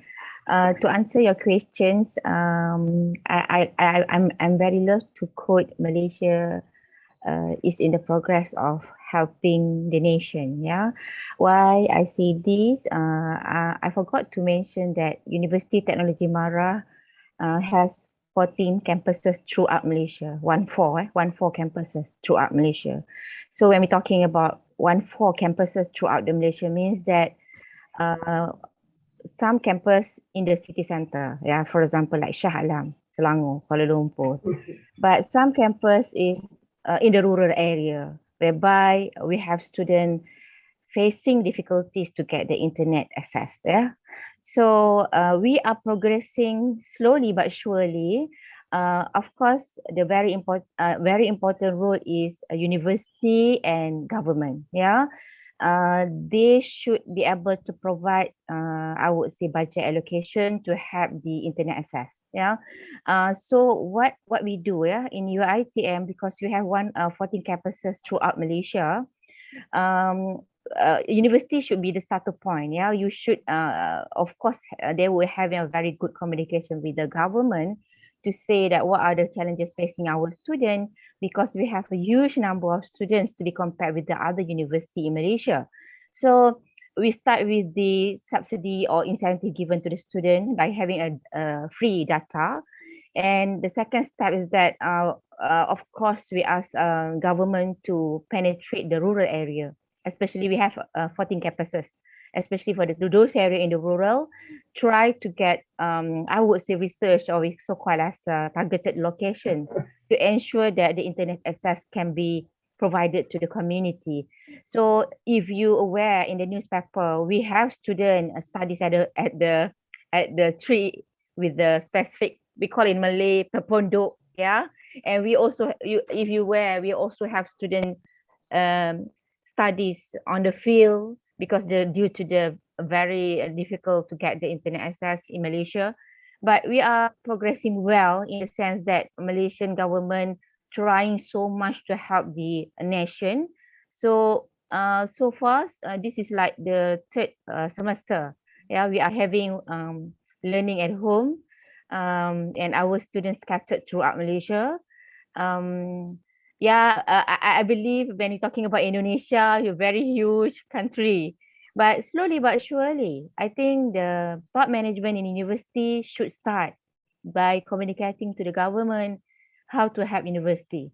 Because we always believe the leader come from the university, all right? So please help nation. That will be the key word in any effort that you do for the nation. Thank you so much. Okay, thank you, Ibu Mimi. And it is still from you, Dr. Mimi, from the question from Pak Iwan Febrianto. Because of the pandemic, all activities on campus are done online. What about activities that require a practicum laboratory? Okay, thank you. From Pak Iwan. Okay, thank you, Pak Iwan. All right, we also have programs that require students to be in the campus. Yeah, for example, we have like 14 weeks, yeah, for one semester, and usually several weeks, yeah. For example, like engineering student, yeah, applied science students, yeah, even medic students, some of the medic students, they have to be in the campus. So what we did, or what we do now, yeah, what we did is the previous 2 semester, and what we do now is that we have the unit specifically handling the students. So we collect data from the faculty, respective faculty that having to say that they have to call back the student in the campus. Yeah, so we have special provision. This is the good thing, that we have special provision to allocate, yeah, some sort of like budget to give to the faculty to call back their student in the campus, provide the facility in the campus to ensure that they can get the best possible the education or the knowledge itself. So it happened in University Technology Mara for engineering faculty. So that engineering, they have to do that because there is no way to do at home. So I think again and again, like I said, top management in the university shall be a very good communicator to the government. And usually we do it in the batches. Batches means that we ensure 40% only student can 40% only student can be in the campus and in the hostel. So that is the way. Yeah, it is difficult, but believe me, it is manageable. Yeah, if you want, you can do it. I always believe that. Thank you so much. Yeah, thank you, Dr. Mimi. You are a very optimistic person, and we need it actually for this with this situation. Yeah. And the next question for Mr. Afinas Pawar. The first question from Pak Iman Firmansyah. Bagaimana? How the Indian government solve the situation until the business running? The second question, it is still for Mr. Afinas Pawar. From Bapak Zainuddin, various business such as hotels and airlines cut salaries and laid off employees. How is overcome this crisis in India for people who lost the job? And for the third question, still from for Mr. Afinas. To Prof. Afinas, this is from Seng Hansen, from Pak Seng Hansen. To Prof. Afinas, thank you for excellent presentation. I agree that despite negative impact of the COVID-19 outbreak to industry, it also provides new challenges and opportunities to development. The construction industry, which has long neglected the digitalization, now are trying to catch up with this innovation to tackle some challenges related to physical distancing and remote working. Now we are using drones to monitor the on-site work progress as well as cloud computing to store and work collaboratively and remotely from home. I think the similar situation is happening in other industries as well. I think this is not question, right, Mr. Seng Hansen? Okay, so there is only 2 questions for Mr. Yes, thank you. Thank you for the questions. Okay, thank you. So the first question, I think it's more about how the government is taking action for dealing with the COVID-19 situation. as we discussed, like every business, every institution is affected because of COVID-19 pandemic. The government has initially started, raising the funds for supporting the business. So that was the first step which they have taken to support the activities of business. Secondly, government has also started providing free vaccination to all the people, so that the impact of COVID-19 can be reduced.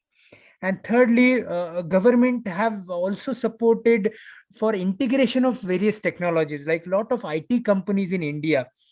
They have started, helping even the smaller businesses. And government have taken initiative to, make those IT companies work, even for smaller companies. So that interference of the government has help lot of businesses to streamline their business activities using information technology. And moreover, on the economic front, I think government has taken a lot of initiatives to boost the GDP, and working on exports, and giving lot of attracting more investments from various sectors.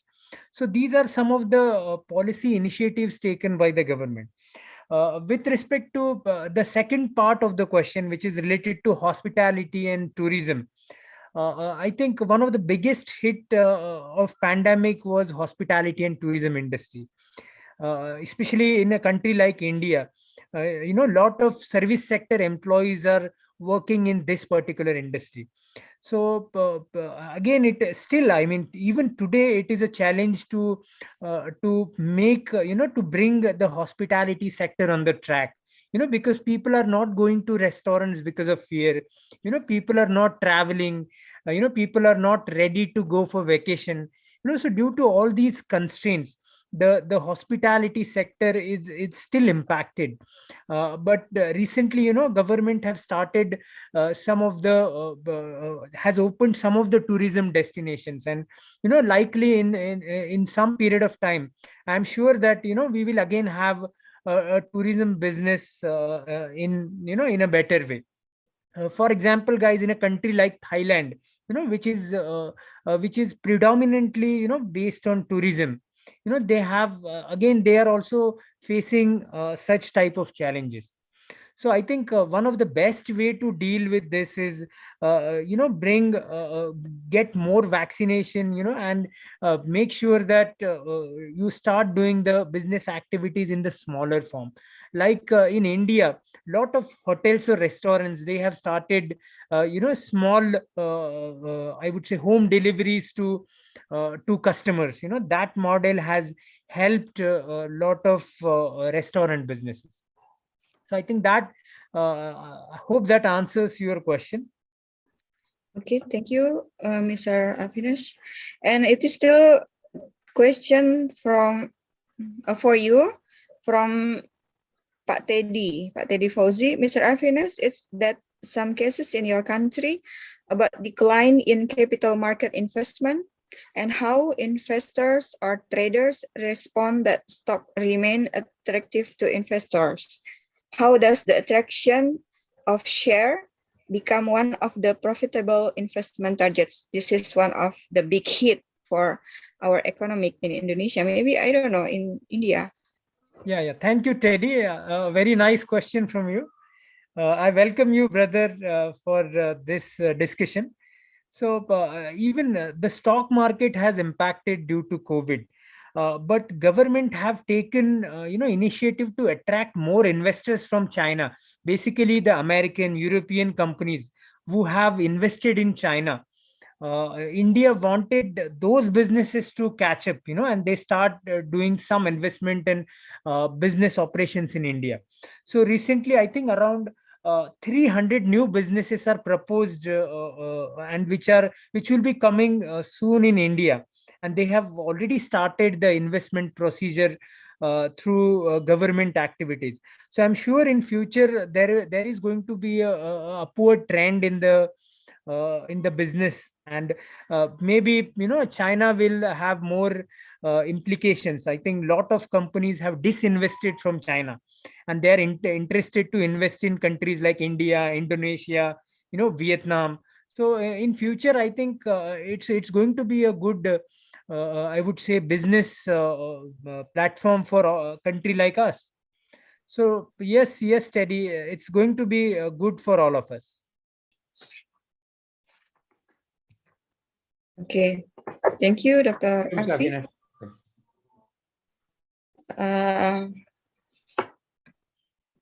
Anyone to address another question to the keynote speakers, ladies and gentlemen? Mr. Henry, is you want to ask question? To address the question?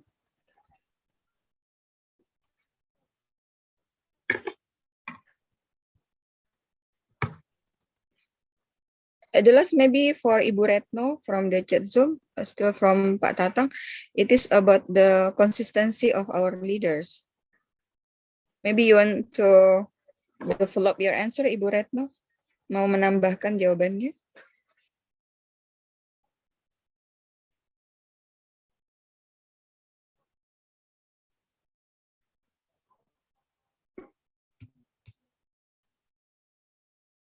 Still mute, Ibu Retno.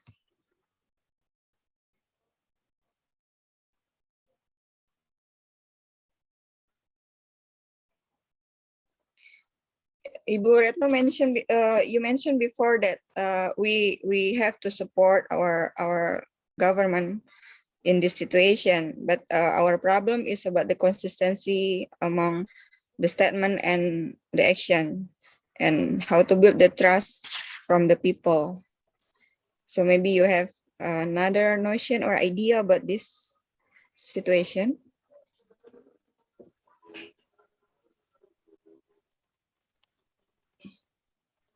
Still mute, Ibu Retno? Your voice still, your mic still mute.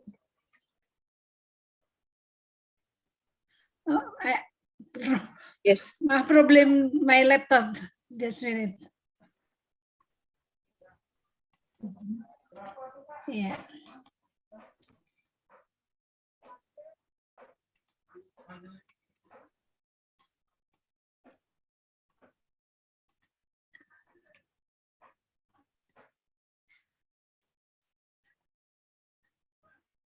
And this is, in general, the problem of adaptive challenge is related to humans. Human as creators who are built with various emotion, need and emotion approach to solve adaptive challenge. Maybe public leadership in Indonesia, adaptive challenge, not technical approach. Yeah, maybe I'm to answer for Mr. Tatang. Yeah, please, Ms. Dila. Okay, thank you, Ibu Retno. Adaptive leadership for support leadership public. Okay. So we go to the last. Maybe we need additional statement from Prof. Teddy. You want to make the closing statement?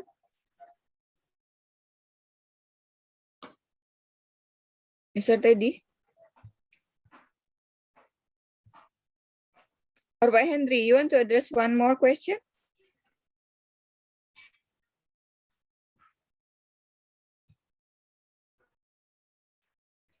Still mute, Mr. Henry. Your mic still mute. Your speaker still mute.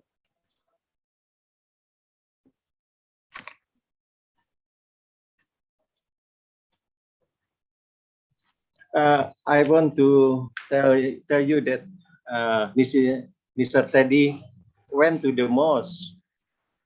Oh, okay. Yeah. Time is over. Oh, okay.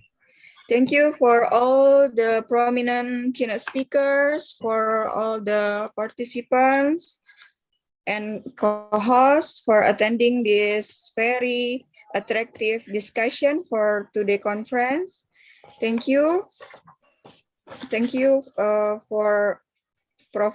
Nguyen Chingon, to Prof. Teddy, and Ibu Dr. Mimiyanti Rahim, and for Ibu Retno P. Setianingrum, and for Dr. Afinas Pawar, and the last for Dr. Rudy Trinis for your insightful notions to our conference today, and hopefully we can, at least we can give our contribution as scholars to be part of a solution of this situation. And we need to gather all parties to support our government, our people, to cope with this situation and ending this problem according to the impact of the COVID going to the post-COVID era. Thank you for all speakers and participants. Now we are going to the photo session, and the committee will prepare for shoot. We can start now.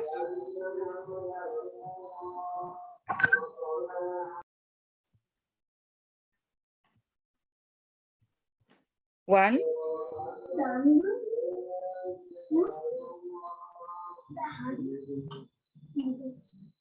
A second. 1, 2. Yeah. 3.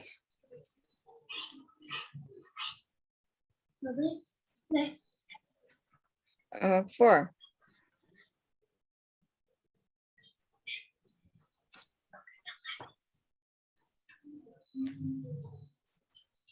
Okay.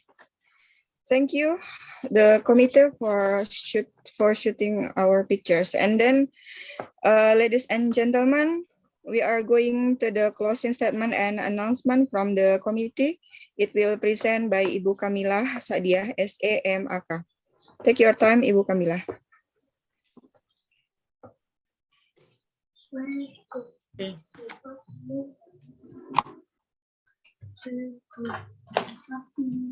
Ladies and gentlemen, we thank all participants of the second International Conference on Innovation in Social Sciences, Education and Engineering in 2021 for your participation and cooperation in this event.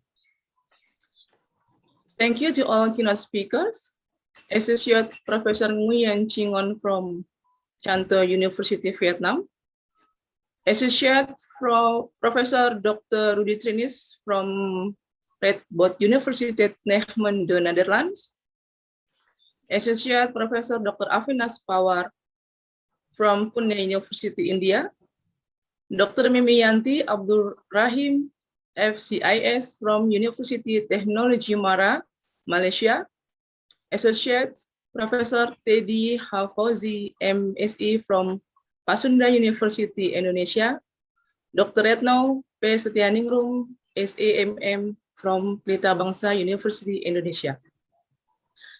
Thank you for the informative and insightful presentation. We hope that this event will give a good advantages to all participants. For this event, there are several presenters, participants, and co-hosts consist of 8 universities from STEMIC Rosma, Institut Bisnis dan Informatika Kwe Kianji, Universitas Bina Sarana Informatika, Universitas Islam Riau, Universitas Islam 45 Bekasi, Universitas Dharma Wangsa Medan, Sekolah Tinggi Bisnis dan Manajemen 2 Saudara Bitung, and the last, Universitas Kristen Tentena. And 70 presenters from 3 countries, from Indonesia, Malaysia, and Vietnam. This conference activity in collaboration with Trăn Ter University, Vietnam. On behalf of PT Leo Jejaring Ilmu, we would like to say thank you for your participation. We hope to collaborate again with you and other partnership in the next conference. Ladies and gentlemen, before closing the main event session, let us inform you about we will announce the best presenter from each room after closing the conference in the main WhatsApp group. Proceeding will be published in 1 to 2 months. The next conference will be held in January 2022. Workshop International Journal Index by Scopus. And then launching of Journal Social, Politics and Humanities.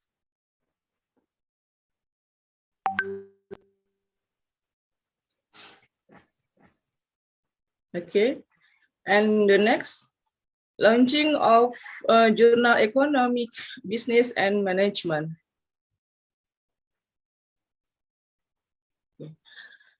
Ladies and gentlemen, we also inform the next international conference held by partners from University Technology Mara from Malaysia on 27 to 29 October 2021.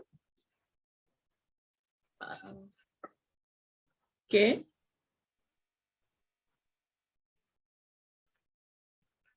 Okay.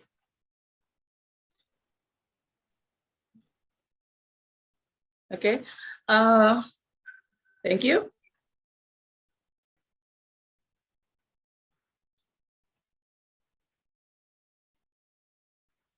Yes. Okay. Thank you.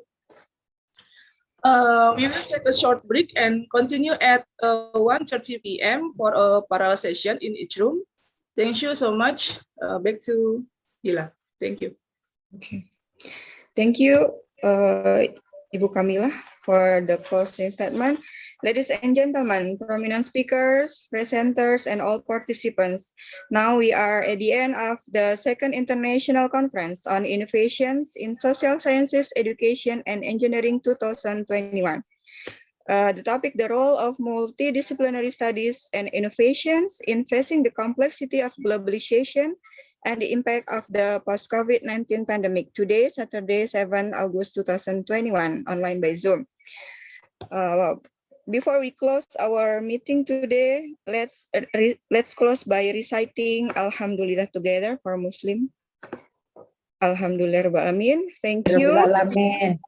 See you for the next conference, ladies and gentlemen. And for the presenters, don't forget, we still have meeting after the break at 1:30 p.m. in each room. And thank you for all the keynote speakers for your valuable presentation today. We close. Wassalamualaikum warahmatullahi wabarakatuh. Waalaikumsalam warahmatullahi wabarakatuh. Terima kasih panitia. Thank you everyone. Thank you. Thank you. Thank you semuanya. Thank you Afi, thank you Pak Teddy, Ibu Retno. Terima kasih panitia. Ibu Mimi. Kita break. Ibu yang berkenan untuk meninggalkan room. Untuk para presenter, kita masih akan kembali nanti pukul 1:30 atau pukul 13.30 di masing-masing room. Yang link Zoom-nya sudah di-share di room session. Baik, seperti itu kita tutup. Silakan Bapak Ibu istirahat atau sholat atau menikmati makan siang di rumah masing-masing. Terima kasih Pak Tatang sudah bergabung. Terima kasih Bu Dila. Terima kasih para co-host yang sudah berpartisipasi dan aktif dalam kegiatan hari ini. Terima kasih untuk Universitas Islam 45 Bekasi. Terima kasih juga kami sampaikan untuk Universitas Islam Riau.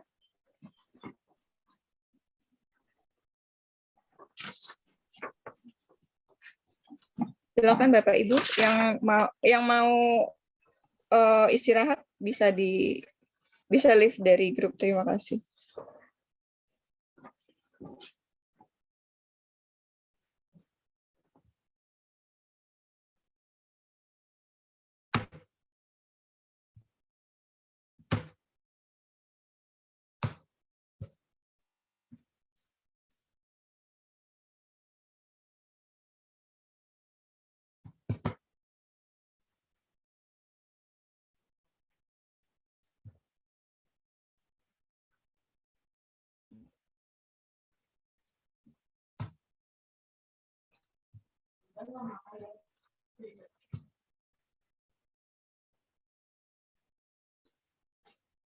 Bapak Ibu, mohon maaf saya close Zoom-nya. Silakan nanti bergabung pukul 1:30 di masing-masing room presentasi. Terima kasih. Assalamualaikum.